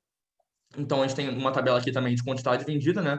Que basicamente vai ser a mesma quantidade que a gente vendeu, porque, enfim, né, a gente vai usar a mesma conta para receita e para os nossos custos. E agora a gente não tem mais uma tabelinha aqui de custo médio, a gente não tem mais uma tabelinha de preço médio, a gente tem uma tabelinha de custo médio, tranquilo? E aquela mesma coisa, né? Para o ano 1, eu projetei mais ou menos quanto que eu espero ter de custo por pizza, e além disso, eu adicionei uma nova linha, né? Então, vocês viram aqui que eu tenho as pizzas tradicionais, as pizzas premium, as bebidas de sobremesa, e eu também coloquei aqui uma linha de lenha por pizza, né? Então, vamos considerar que essa aqui vai ser uma pizzaria de forno a lenha que a gente quer abrir. Então, vamos colocar esse custo também aqui por pizza, tranquilo? Beleza. E aí, a gente vai querer projetar isso aqui na mesma questão, né? Logicamente, se a gente quer ajustar nosso preço de acordo com a inflação, a gente tem que ajustar o nosso custo de acordo com a inflação. E é aquela mesma linha, né? Multiplicamos o custo médio do ano 2 pelo custo do ano passado com a inflação e fizemos a mesma coisa com todos os produtos. Tranquilo? Beleza. E aí, para calcular, além disso, também tive que adicionar aqui uma nova linha, né? Que vai ser uma linha de total de pizzas. Basicamente o que eu fiz aqui foi somar o meu total de pizzas tradicionais com o total de pizzas premiums vendidas. Tranquilo? Exatamente porque a gente tem que fazer aquele cálculo da lenha por pizza, que vai ser um custo adicional que eu vou ter. E aí, eu vou gastar lenha com ambos os tipos de pizza. Tranquilo? Então, todo mundo entendeu como que eu fiz essa projeção? Como que a gente calculou? Por que a gente projetou com a inflação e tal? Tranquilo. Beleza. E aí, vamos agora para calcular os nossos custos variáveis, né? Então, agora realmente vai ser bem parecido também com o que a gente fez lá com a receita. E o que a gente vai fazer, né? Quanto vai ser o meu custo com pizzas tradicionais no ano 1? Meu custo com pizzas tradicionais no ano 1 vai ser igual à quantidade de pizzas tradicionais que eu vendi, vezes o meu custo médio com pizzas tradicionais no ano 1. Tranquilo? E eu posso apertar Enter, já bota para mim. E naquela mesma lógica, se eu quero calcular o quanto que eu vou ter de gastos com o resto, eu posso pegar aqui e arrastar para baixo. Tranquilo? E aí já calcula para mim o resto que eu consegui ter de custos para mim, não no 1 com os outros produtos. Então, de novo, a gente pode até conferir aqui a minha célula de bebidas. Eu já está multiplicando a quantidade vendida de bebidas no ano 1 vezes o custo médio de bebidas no ano 1. Tranquilo? E aí, de novo, nessa mesma lógica, eu posso selecionar todos os valores aqui e arrastar para o lado até o final para eu calcular quanto eu tive de custos variáveis ano a ano. Tranquilo? Beleza? E aí, de novo, a gente pode até conferir aqui, né? Se eu for abrir a célula do ano 4 de bebidas, por exemplo, a gente vai ver que ele está multiplicando a quantidade de bebidas vendidas no ano 4 vezes o custo médio que a gente teve com elas no ano 4. Tranquilo? Beleza. E naquela mesma lógica também de receitas, a gente quer saber quanto que a gente teve de custos variáveis total ano a ano, certo? Então, a gente já tem quanto a gente teve de custos variáveis com cada um desses produtos. E aí, para a gente calcular o custo total, a gente tem que somar aqui. Então, vamos usar a fórmula soma. Beleza? Somar todos esses custos. E agora, de novo, aquela mesma coisa, vamos arrastar para o lado. Tranquilo? Então, aqui, a gente já calculou todos os nossos custos variáveis. Só que a gente ainda não calculou todos os nossos custos, né? Então, a gente não tem essa parte fechada ainda. E aí, principalmente porque a gente tem que calcular os nossos custos fixos, né? Que a gente sabe que a gente também tem que levar em consideração na nossa operação. Beleza? Tranquilo. E aí, vamos supor aqui, vamos passar agora aqui para a aba de custos fixos, caso tenham ficado com dúvida nas abas anteriores, podem falar também. E aí, como que a gente tem aqui, né? Aqui ele tem dois principais tipos de custos fixos que a gente pode ter. E aí, principalmente folha salarial e também o nosso aluguel, tranquilo? Com o nosso espaço do restaurante. E vamos vir aqui para a primeira parte, que a gente vai falar mais de folha salarial. Tranquilo? Então, vamos por aqui que eu tenho que projetar também todos os funcionários que eu vou ter, né? Então, meus cozinheiros, meus atendentes, meu gerente, meu contador, e também é importante também colocar o salário do sócio, né? Porque a pessoa que tem dinheiro investido na empresa também, ela também vai acabar recebendo uma remuneração com isso, beleza? E aí também você tem que estimular os salários, como você espera pagar para cada um desses funcionários, e além disso também, tem que considerar as alíquotas trabalhistas, né? Então, bem, a gente sabe que, no caso, os únicos gastos que a gente vai ter com funcionários não vão ser somente salários, né? Então, também vão ter alguns impostos aí, como, por exemplo, o FGTS, que vão acabar representando um custo extra para a gente com o funcionário, tranquilo? E aí, para a gente calcular quanto a gente vai ter que pagar de imposto por funcionário, a gente vai ter que fazer igual a alíquota trabalhista, que normalmente gira em torno de 40%, vezes o próprio salário do funcionário, tranquilo? E aí a gente já sabe quanto que a gente vai acabar tendo, se arrastar para baixo. Quanto que a gente vai ter de alíquota trabalhista, de impostos trabalhistas, com cada um desses funcionários da minha empresa. E aí agora eu quero saber quanto que eu vou ter de gasto total, certo? E aí quanto que vai ser o meu gasto total? E se a gente for fazer a formulazinha aqui, meu gasto total com cada tipo de funcionário, né? No caso de cozinheiros, vai ser a quantidade de cozinheiros vezes, e aí vai ser o meu salário mais meus impostos trabalhistas. Concordo que eu vou ter que ter esses gastos adicionais com todos esses meus funcionários. Então, agora eu posso apertar Enter, ele já calcula para mim. Eu posso também aqui agora vir aqui e arrastar para baixo, tranquilo? Que ele já calcula para mim quanto que eu vou ter de gastos com cada um dos funcionários, tranquilo? E aí a gente pode até conferir aqui na forma, mais ou menos nessa linha mesmo. Beleza? E se eu quiser saber quanto que eu vou acabar tendo de gastos totais, como é a folha salarial, isso aqui lembrando que a gente está considerando um período mensal, né? Que isso aqui são valores de salário mensais. A gente pode vir aqui e somar esses meus gastos totais com folha salarial. Tranquilo? Então, esse aqui vai ser o nosso gasto mensal. Beleza? Show. E aí agora, se for claro para todo mundo como a gente fez aquela conta da folha salarial, a gente pode vir aqui também calcular quanto a gente vai ter de gastos com o meu espaço físico, né? Nesse caso, o meu restaurante. Beleza. E aí vamos por aqui. E aí, de novo, é importante você mapear diferentes aspectos, né? Então, aqui eu coloquei, por exemplo, qual vai ser o preço por metro quadrado do aluguel e qual que é a área que eu aluguei desse restaurante, né? Então, vamos supor que é uma área de 35 metros quadrados e o preço por metro quadrado para aluguel é de R$25. Então, meu aluguel vai acabar sendo 25 vezes 35, certo? Beleza. E aí, de novo aqui, é importante você levar em consideração todos os gastos que você vai ter com espaço físico, né? Então, condomínio, que é algo que pode variar bastante, conta de água, conta de luz, o IPTU também, certo? E aí, sobre a conta de água, conta de luz, isso é algo que pode variar também de modelo de negócio, né? Então, realmente depende para que você está usando aquele espaço, né? Então, você pode estar usando aquele espaço físico simplesmente para ter um escritório, ou pode ser esse nosso caso, em que é realmente um restaurante, né? Então, Aí, nesse caso, por exemplo, a gente tende a ter um custo muito maior com água, um custo maior com luz do que a gente teria caso a gente estivesse usando esse espaço para outras funções, como somente o escritório. Tranquilo? E aí, a gente também tem que somar esse valor total, né? Então, se a gente for ver aqui os nossos gastos totais, a gente vai ter que somar o nosso aluguel, mais o condomínio, mais a conta de água, mais a conta de luz, mais o valor de IPTU pago. Tranquilo? Então, a gente vai ver aqui que a gente vai ter um gasto total mensal com o meu espaço físico de um pouquinho menos de R$5.000. Tranquilo? Beleza. E aí, se a gente for agora a gente viu mais ou menos quanto que a gente vai ter esse gasto mensal, né? Mas o que importa para a gente, de fato, é quanto que a gente vai ter de valor anual desses gastos. Beleza? E aí, bem, primeiro a gente já tem essa tabela aqui para calcular. E vamos supor, aqui a gente já sabe, né? Nosso custo mensal com salários, que vai ser esse valor aqui. Nosso custo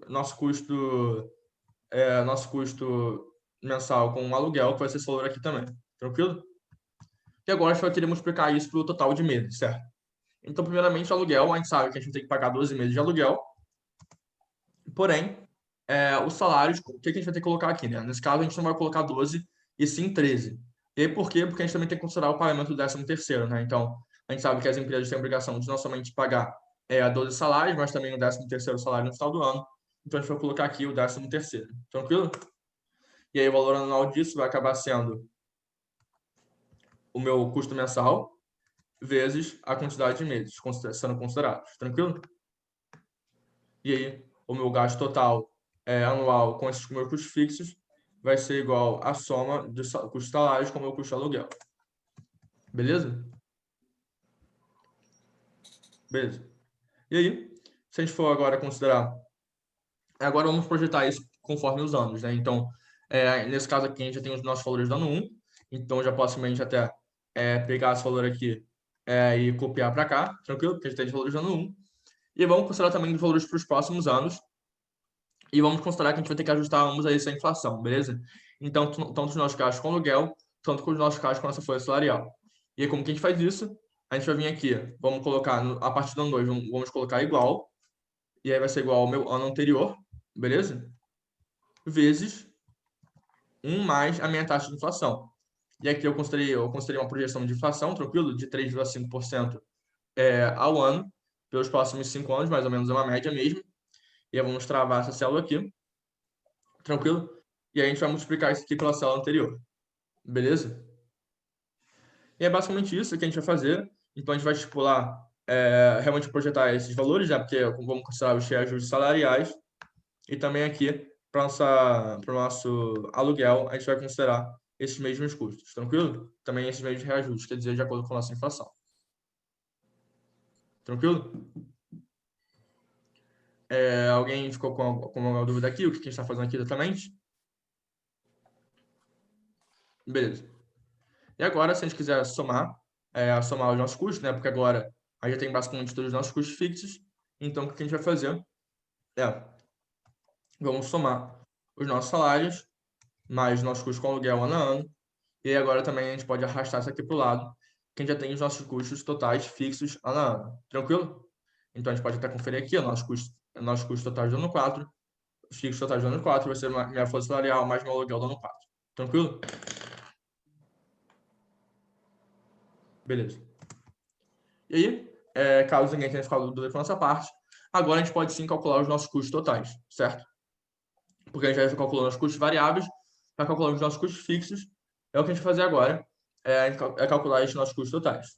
E aí, bem, se a gente for para essa aba aqui da planilha, a gente vai ter essa coluna e a gente precisa preencher com os nossos custos variáveis, os nossos custos fixos e depois somá-los, certo?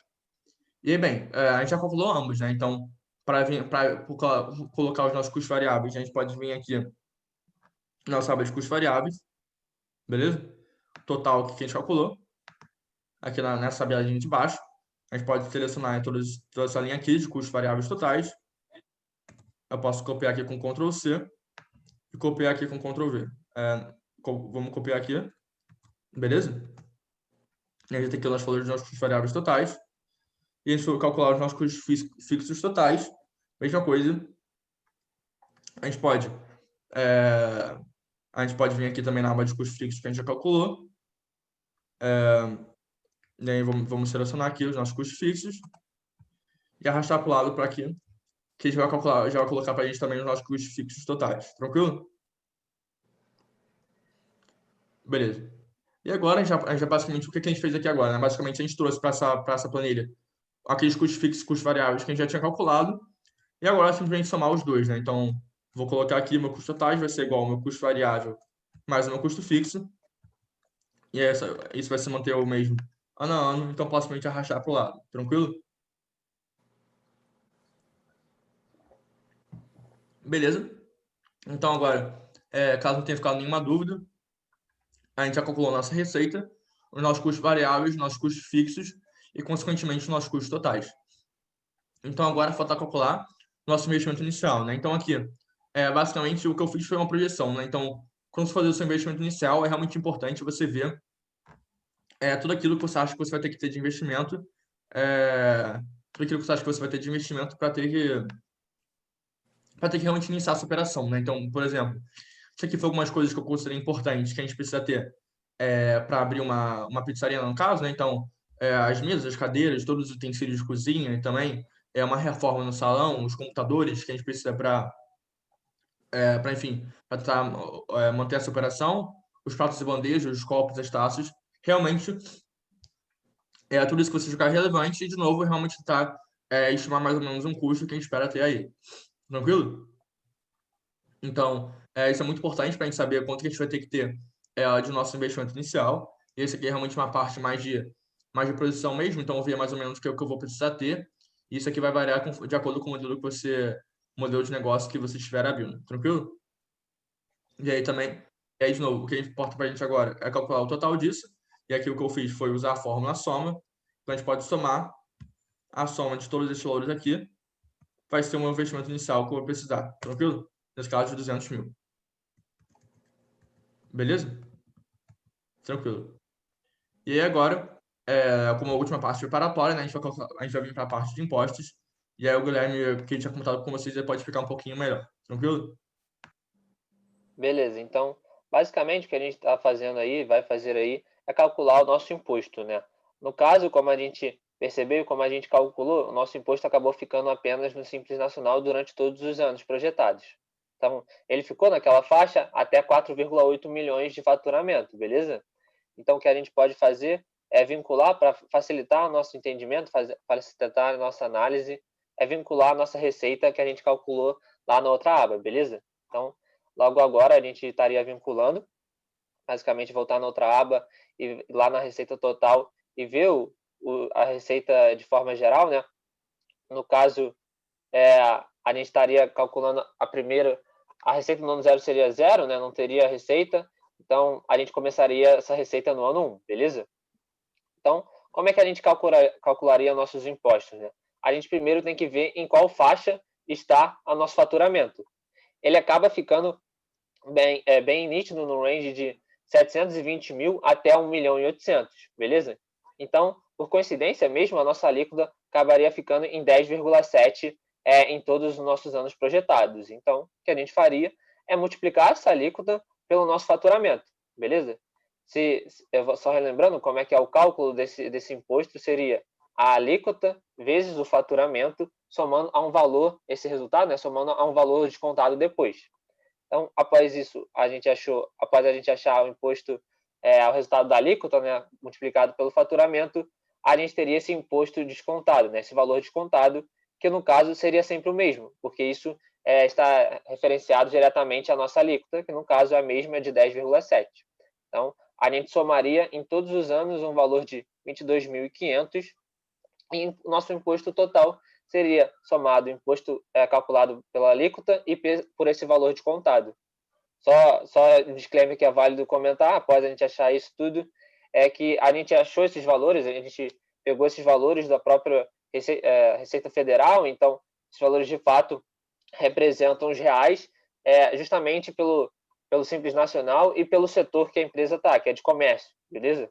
Comércio de forma geral, assim, incluído restaurantes e tudo mais. Então, após a gente calcular os impostos de forma geral, o Vitor vai continuar a análise do fluxo de caixa após a gente ter todas as linhas e destrinchar tudo que a gente poderia para fazer isso, beleza? Então, basicamente isso sobre o imposto. O Vitor vai continuar agora sobre o fluxo de caixa. Beleza. Então, basicamente, a gente já calculou tudo que a gente precisava, né, para ter o novo fluxo de caixa da nossa empresa. Então, nossos impostos, nosso investimento inicial, nossos custos, nossa receita.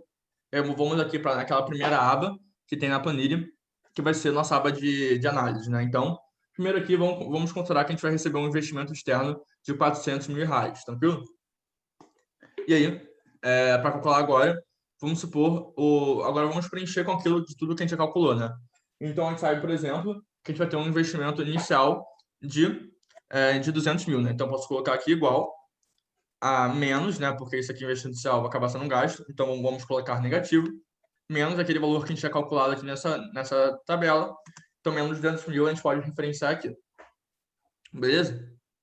E aí, qual que vai ser o meu lucro desse ano, né? Bem, como nesse ano eu não tive operação, então eu realmente meu ano zero, né? Eu não acabei não gerando receita, eu não tive operação. Então, eu somente tive esse gasto do meu investimento inicial. Então, a gente pode considerar que o meu lucro no ano zero vai ser igual ao meu investimento inicial de menos 200 mil. Eita, tranquilo? Beleza. Então, a gente teve esse lucro aí de menos 200 mil. E agora, como que a gente vai calcular nosso caixa, né? Então, o Guilherme chegou a comentar lá também, quando ele apresentou para vocês o fluxo de caixa, a parte mais teórica, mas o nosso caixa resultante do ano zero vai ser basicamente aquilo que sobrou do meu investimento externo, né? Então, eu recebi 400 mil de investimento externo e eu gastei 200 mil para fazer o meu investimento inicial. Então, meu caixa resultante vai ser igual a 400 mil menos 200 mil. Então, eu vou colocar aqui que é demais, porque já está negativo. Então, meu caixa resultante ano zero vai ser de 200 mil reais. Beleza? Tranquilo.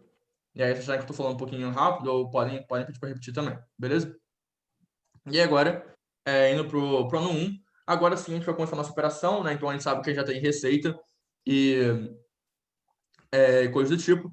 Então, agora o que a gente pode fazer é referenciar aquela receita que a gente já calculou, né?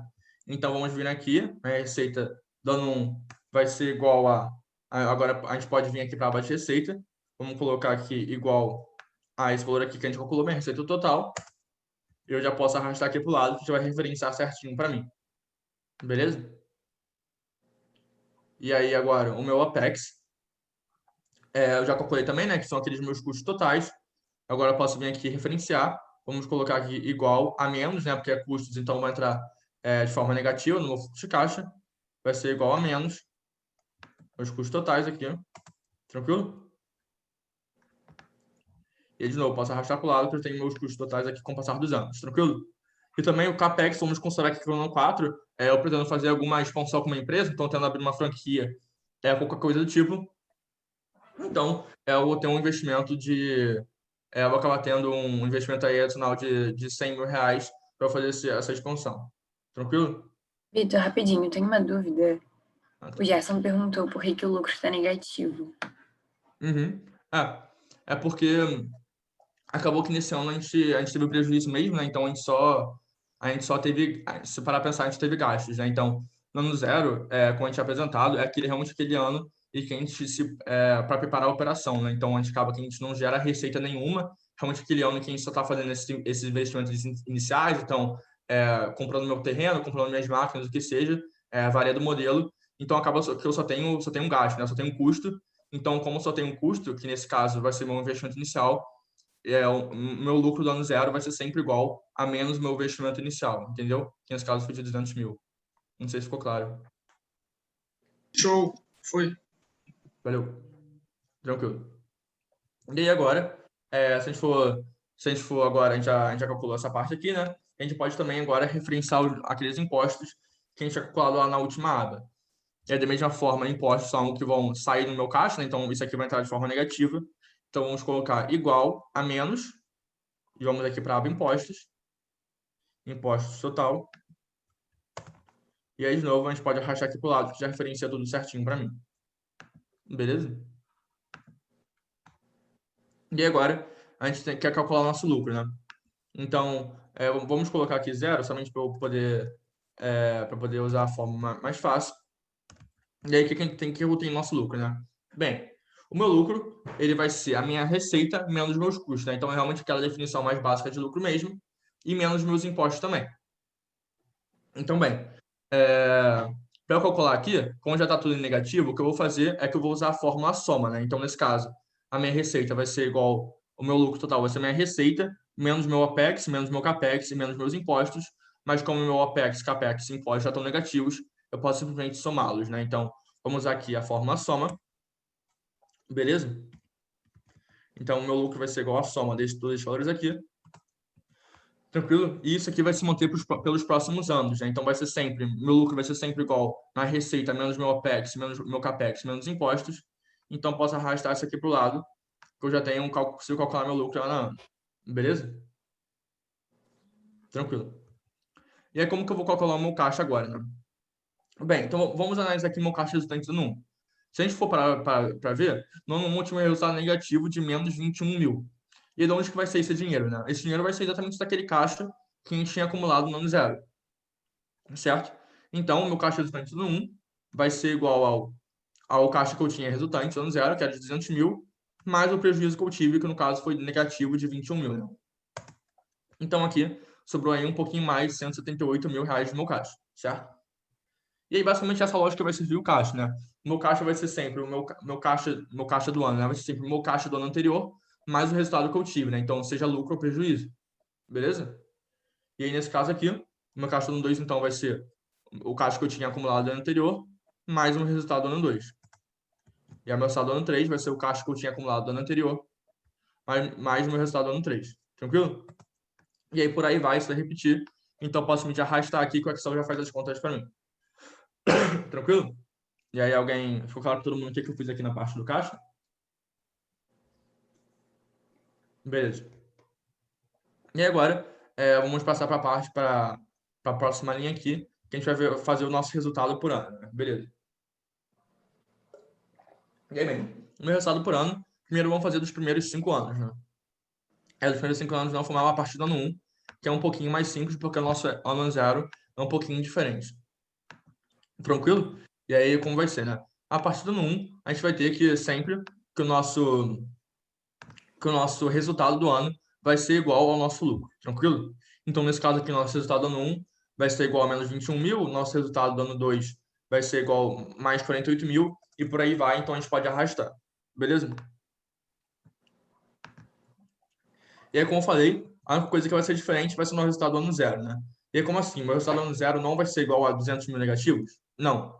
Meu resultado do ano 0 vai ser igual a menos 400 mil, tranquilo? Que vai ser o meu investimento externo. E aí, por quê? Bem, se você parar para pensar, esse dinheiro não é meu, né? Esse dinheiro não é da minha empresa. Esse dinheiro que eu acabei pegando emprestado, seja com investidor anjo, seja com dívida, seja qualquer forma que eu acabei pegando para ter esse meu investimento externo para poder iniciar a minha operação. Então, esse dinheiro não é da minha empresa de fato, né? Esse é um dinheiro que ela vai ter que, eventualmente, vai ter que pagar, vai ter que devolver. Então, por isso que ele vai acabar entrando como negativo aqui, nesse caso, no resultado do ano 0, tranquilo? Então, isso aqui é muito importante considerar quando se for projetar esse caixa da sua empresa. Sempre que você for colocar o resultado do ano 0, vamos colocar como menos nosso investimento externo e não como menos nosso investimento inicial. Tranquilo? E aí, tu não entendeu por que a gente colocou aqui o meu investimento externo no investimento inicial? Beleza. Daí agora, se a gente for ver, agora o que a gente pode fazer é o nosso resultado acumulado, né? O resultado acumulado é realmente aquela mesma lógica do caixa de ir acumulando o que a gente teve de resultado ano a ano. E aí, bem, meu resultado acumulado ano 0, como não tem nada acumulado ainda, né? Vai ser igual ao meu resultado do ano 0. E aí, isso aqui eu tenho que ir acumulando, né? Então, meu resultado acumulado do ano 1 vai ser igual ao meu resultado do ano 1 mais meu resultado do ano anterior. E aí, meu resultado acumulado do ano 2 vai ser igual ao meu resultado do ano 2 mais o que eu tinha acumulado no ano anterior. Beleza? E aí ficou claro para todo mundo mais ou menos a lógica que a gente está seguindo aqui? Então, basicamente, eu vou pegar o resultado do meu ano e somar com o que eu tinha no ano anterior. E eu posso arrastar isso aqui para o lado também, que o Excel já vai fazer o resto para mim. Beleza? E aí, se a gente for ver aqui, o que eu tenho é de fato o meu payback simples, né? Então, se a gente for lembrar lá da definição de payback simples, é quanto tempo que leva para eu conseguir gerar caixa suficiente para pagar esse investimento inicial, né? Então, aqui já tinha considerado o meu investimento inicial de menos 400 mil. E aí, a gente demorou quanto tempo para pagar tudo isso, né? Ficar no positivo e sair do vermelho. Foram 4 anos. Tranquilo? Então, a gente pode vir aqui embaixo, na parte que a gente colocou aqui, payback simples. Vamos colocar ano 4. Beleza? Show. E agora, caso ninguém tenha ficado com na dúvida nessa parte de resultado acumulado, a gente pode passar para a próxima parte, que aí acho que fica um pouquinho mais difícil com o nosso fluxo de caixa descontado. Beleza? E o que a gente vai fazer agora, né? Basicamente, a gente vai começar a seguir aquela lógica do VPL que eu tinha comentado. Então, a gente vai pegar esses resultados que a gente teve ano a ano, a gente vai querer trazer isso para valor presente, beleza? Para ver quanto realmente isso valeria hoje em dia, descontado todas aquelas taxas, juros, inflação, o que seja. Tranquilo? E como que a gente vai fazer isso? Bem, o meu fluxo de caixa descontado ano zero vai ser igual ao meu resultado do ano zero, né? Porque realmente vai se manter o mesmo, eu não tenho o que descontar, porque eu estou no próprio ano. Só que a partir do ano 1 vai ser diferente, né? Então, se a gente lembrar que a gente tinha lá, a gente tinha que era o resultado do período, então o fluxo de caixa do período, sobre, a gente pode abrir parênteses agora, 1 mais a minha taxa. E aí, se a gente for lembrar qual taxa a gente usava lá, era a minha própria TMA, tranquilo? Então, a gente pode vir aqui e referenciar a TMA. Show? Minha TMA, então, vou até travar aqui, beleza? E aí, não só isso, agora a gente pode fechar o parênteses, só que a gente tem que elevar ao número do período que a gente está. Tranquilo? Então, aqui vamos elevar ao período que a gente está, e aqui a gente pode usar essa partezinha aqui em cima que a gente colocou, que é o número do período que a gente se encontra, beleza? No caso, a gente está usando anos como período. E agora a gente pode fechar aqui, a gente pode arrastar para o lado, que a Excel já vai fazer o resto para a gente, né? E aí, pô, vamos abrir aqui uma formulazinha para ver o que a gente fez, né? Então, no ano 4, o que a gente fez? A gente pegou o resultado do ano 4, que é o G13, sobre 1 mais a minha TMA, né, que vai se manter a mesma ano a ano, e a gente elevou a 4, que foi aquele Nzinho, né, que a gente usa lá na fórmula Excel, que é o número do período que a gente se encontra. E aí, realmente, o que a gente está fazendo aqui, né, a gente está pegando todos os valores aqui do resultado, e a gente está descontando isso para quanto isso valeria no ano zero, no caso, que é o valor presente. Tranquilo? E aí, não sei se ficou claro para todo mundo o que a gente fez aqui, por que eu descontei, que a gente trouxe o valor presente, mas caso não tenha ficado, podem falar. Tranquilo? Beleza. E agora, a gente pode fazer o nosso fluxo de caixa descontado acumulado. E agora, acho que é uma lógica bem parecida com o nosso resultado acumulado e com o nosso caixa, né? Então, basicamente, a gente vai acumulando isso ano a ano. Então, meu fluxo de caixa descontado acumulado ano zero vai ser igual ao meu fluxo de caixa descontado ano zero. E a partir disso, eu vou acumulando ano a ano, beleza? Então, no ano 1 vai ser o meu resultado ano 1 mais aqui que eu já tinha acumulado. E ano 2 vai ser o meu fluxo de caixa acumulado até o momento, mais o quanto eu tive de fluxo de caixa do ano 2. Meu fluxo de caixa acumulado, descontado acumulado ano 3 vai ser igual ao meu resultado do ano 3, mais aquilo que eu tinha acumulado até o momento. E aí, de novo, essa lógica vai se repetindo, né? E aí, eu posso arrastar isso aqui para o lado. Beleza? Porque só faz resto para mim. E aí, agora, se for olhar também, eu já tenho meu payback, o meu payback descontado, né? Então, se a gente for lembrar lá, o payback descontado é quanto tempo que leva para o meu VPL ficar positivo, né? Ou seja, quanto que leva para eu conseguir pagar aquele meu investimento inicial, meu investimento externo, descontando os valores para o valor presente. Então, se a gente ver aqui, ó, a gente conseguiu acumular um valor positivo no ano 5, né? Que foi quando a gente saiu do vermelho. Então, a gente pode vir aqui embaixo, na parte do payback descontado, e colocar ano 5. Beleza? Ficou claro para todo mundo como que eu fiz? Beleza. E agora, falta calcular mais aquelas duas ferramentas que a gente tinha comentado primeiro, né? Então, nosso VPL e a nossa TIR. Beleza. E aí, o que eu vou fazer aqui, né? Bem, o VPL, se a gente for para pensar, a gente pode calcular aqui de duas maneiras. Primeiro, se a gente for olhar mais ou menos o que eu fiz nessa linha aqui, né? Fui basicamente pegando, aqui nesse caso a gente tem um investimento inicial, mas a partir do ano 1 eu fui pegando aqueles valores, né? Então, o fluxo de caixa do período e descontando isso do valor presente, que é exatamente o que a gente faz no VPL, né? E aí aqui eu tenho meu investimento inicial. Então, para calcular o VPL, eu posso simplesmente vir aqui no VPL e vamos colocar a fórmula soma e somar essa linha aqui, que eu já tenho o meu VPL. Tranquilo? Ficou claro para todo mundo porque é que eu fiz isso? Só que não só isso, como eu tinha comentado também, o Excel em si tem a fórmula VPL. Então, essa é outra forma de a gente calcular. Então, a gente pode colocar aqui igual, e vamos colocar VPL, beleza? E aí, primeiro, a gente tem que selecionar a nossa taxa, né? Então, nossa taxa, se a gente lembrar no VPL, é a TMA. Então, a gente pode vir aqui, selecionar a TMA, apertar ponto e vírgula, e ir para o próximo argumento. Beleza? E com esse próximo argumento, ele vai querer os nossos valores, né? E agora a gente vai selecionar aqueles resultados que a gente trouxe para valor presente. Sim, só que a gente não vai selecionar o ano 0, né? E a gente vai selecionar somente a partir do ano 1. E aí você pode estar se perguntando por quê. Porque, pô, no VPL não tem que tirar meu investimento inicial depois, não tem que considerar isso. E aí, sim, realmente eu tenho que tirar o investimento inicial, só que acaba que no Excel a fórmula dele é um pouquinho estranha mesmo, tranquilo? Então acaba que quando você for fazer o VPL usando a fórmula, lembre sempre de deixar o investimento inicial por fora.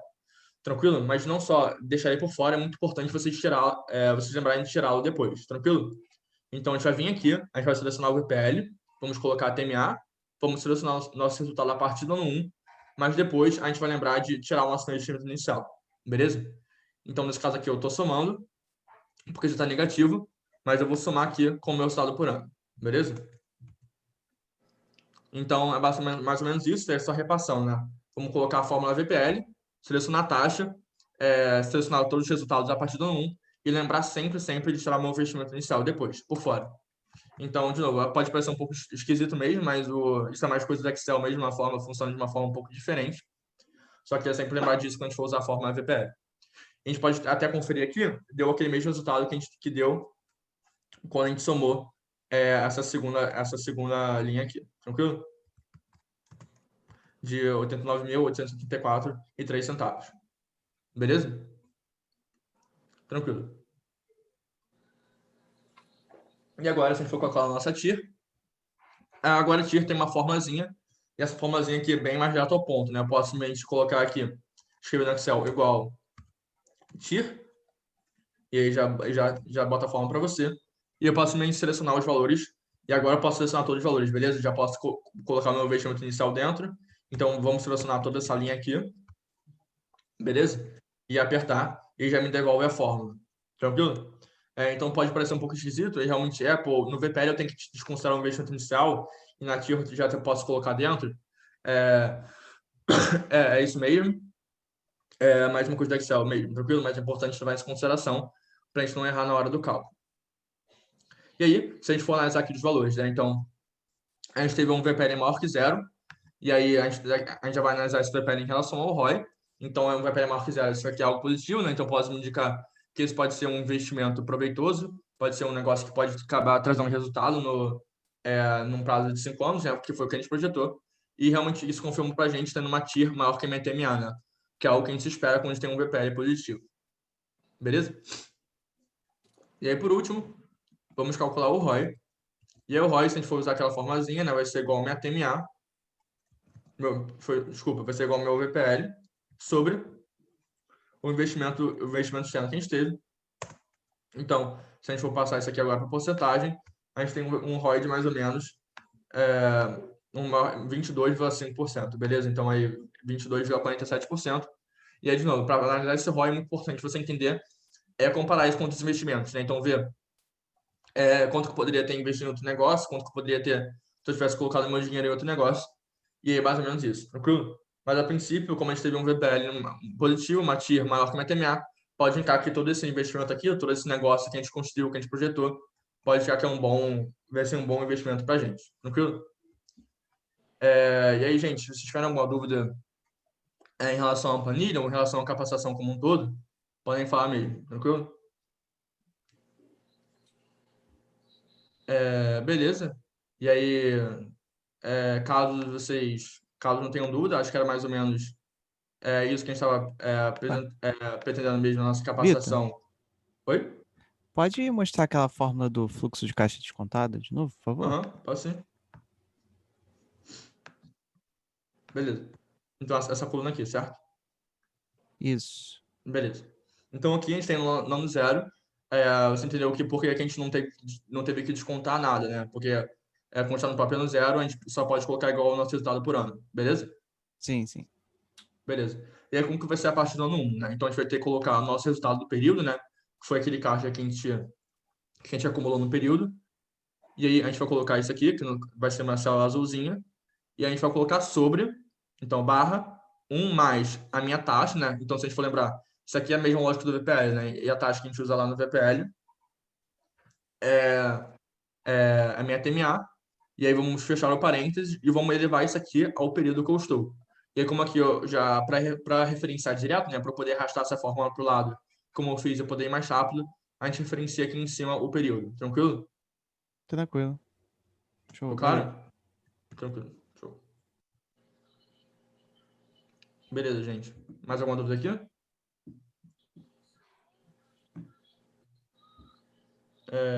Beleza. Então, caso vocês não tenham, caso não tenha ficado com nenhuma dúvida, era basicamente isso que a gente estava planejando para vocês hoje. E aí, de novo, caso tenha dúvida depois, podem estar mandando mensagem para qualquer um de nós aqui que estava hoje. A gente está mais do que disponível para tentar ajudar vocês. E aí, acho que queria agradecer de novo, né? Então, não só a equipe aí que conseguiu organizar esse evento, mas também a professora Maria Alice por oferecer essa oportunidade para a gente. A gente realmente agradece muito por oportunidades como essa. Tranquilo? E é isso. Obrigado também de novo a todo mundo que pôde assistir hoje. Super parabéns, achei maravilhoso o curso. Quer dizer, acho que todos nós aqui aprendemos uma lição, muitas coisas que a gente fala na disciplina. Não sei se alguns aí do Consulting Club que fizeram a atividade no semestre anterior. Na verdade, no semestre anterior não, né? Na pré-PLE, não foi, gente? Teve uma galerinha que fez, então, assim, vocês superam a expectativa, estou muito feliz mesmo pelo conteúdo apresentado, pela maneira e pela segurança de vocês, tá? Então, gostei muito. Ó, vou chamar de novo, tá? Todo semestre. Porque aí já está garantido. Sempre o Consult vai dar oficina de financeira. Vamos combinar? Vamos apertar a mão agora. Cheers! Bom, gente, queria agradecer muito também ao pessoal do GN2, a toda a equipe, né? Vou passar a palavra para eles. Só vou dizer rapidamente que a diretoria da Escola Politécnica, a gente está fazendo milhões de reuniões, ninguém pode estar aqui nesse momento para agradecer vocês em nome da diretoria, mas como eu estou na diretoria, então eu estou aqui fazendo agradecimento, né, em nome de todos os outros diretores, tá? E eu vou ter que sair um pouquinho antes do fim, assim, vou passar a palavra para o GN2, porque eu tenho uma reunião que eu tenho que apresentar as diretrizes, objetivos, metas e indicadores da diretoria, como eu tinha falado no início aí da abertura.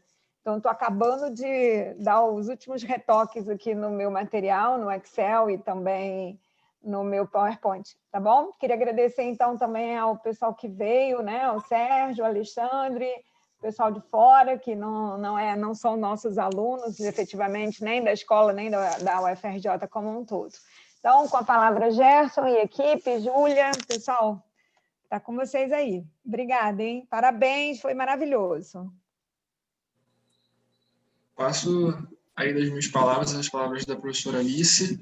Foi muito bom, muito proveitoso, deu para aprender bastante. Muito obrigado aí, galera do Consulting Club, Vitor, Guilherme, Enzo, Laíla, o pessoal aí que se planejou, se organizou para poder tirar parte do dia para poder dar a oficina para a gente. Nossos sinceros muito obrigados. E gostaria também de agradecer a todo mundo aí que nos últimos dias estiveram presentes no Elevando, participando, estando aqui conosco, compartilhando tempo. Essa foi a nossa última atividade do Elevando desse ano. O nosso muito obrigado. E para quem, porventura, quiser ter um certificado do evento, eu vou colocar aqui um formulário, né? Vou colocar aqui um formulário no chat. É só preencher cerca de 30 segundos, bem tranquilo. E aí, nas próximas semanas, nós vamos enviar para vocês um formuláriozinho, vamos enviar para vocês um certificado, né, para, porventura, quem queira, para quem seja útil, as horas complementares. Beleza, pessoal? Muito obrigado mesmo. Galera do Consulting Club, muito obrigado. Vocês querem deixar algum recado, comentar alguma coisa? Não, acho que é mais isso mesmo. Aí, se vocês tiverem qualquer dúvida, acho que vocês vocês vão disponibilizar o vídeo também, né? Mas podem procurar a gente. E aí, de novo, é só agradecer mesmo pela oportunidade que vocês deram para a gente. Show. Muito obrigado, então, Vitor. Aí, galera. Encontro vocês, então, no próximo Elevando. Galera, muito obrigado. Forte abraço. E é isso, pessoal. Todos parabéns e até o próximo Elevando, né? Um beijo grande. Tchau, tchau. Tchau, tchau. Obrigado. Tchau, professor. Obrigado, viu?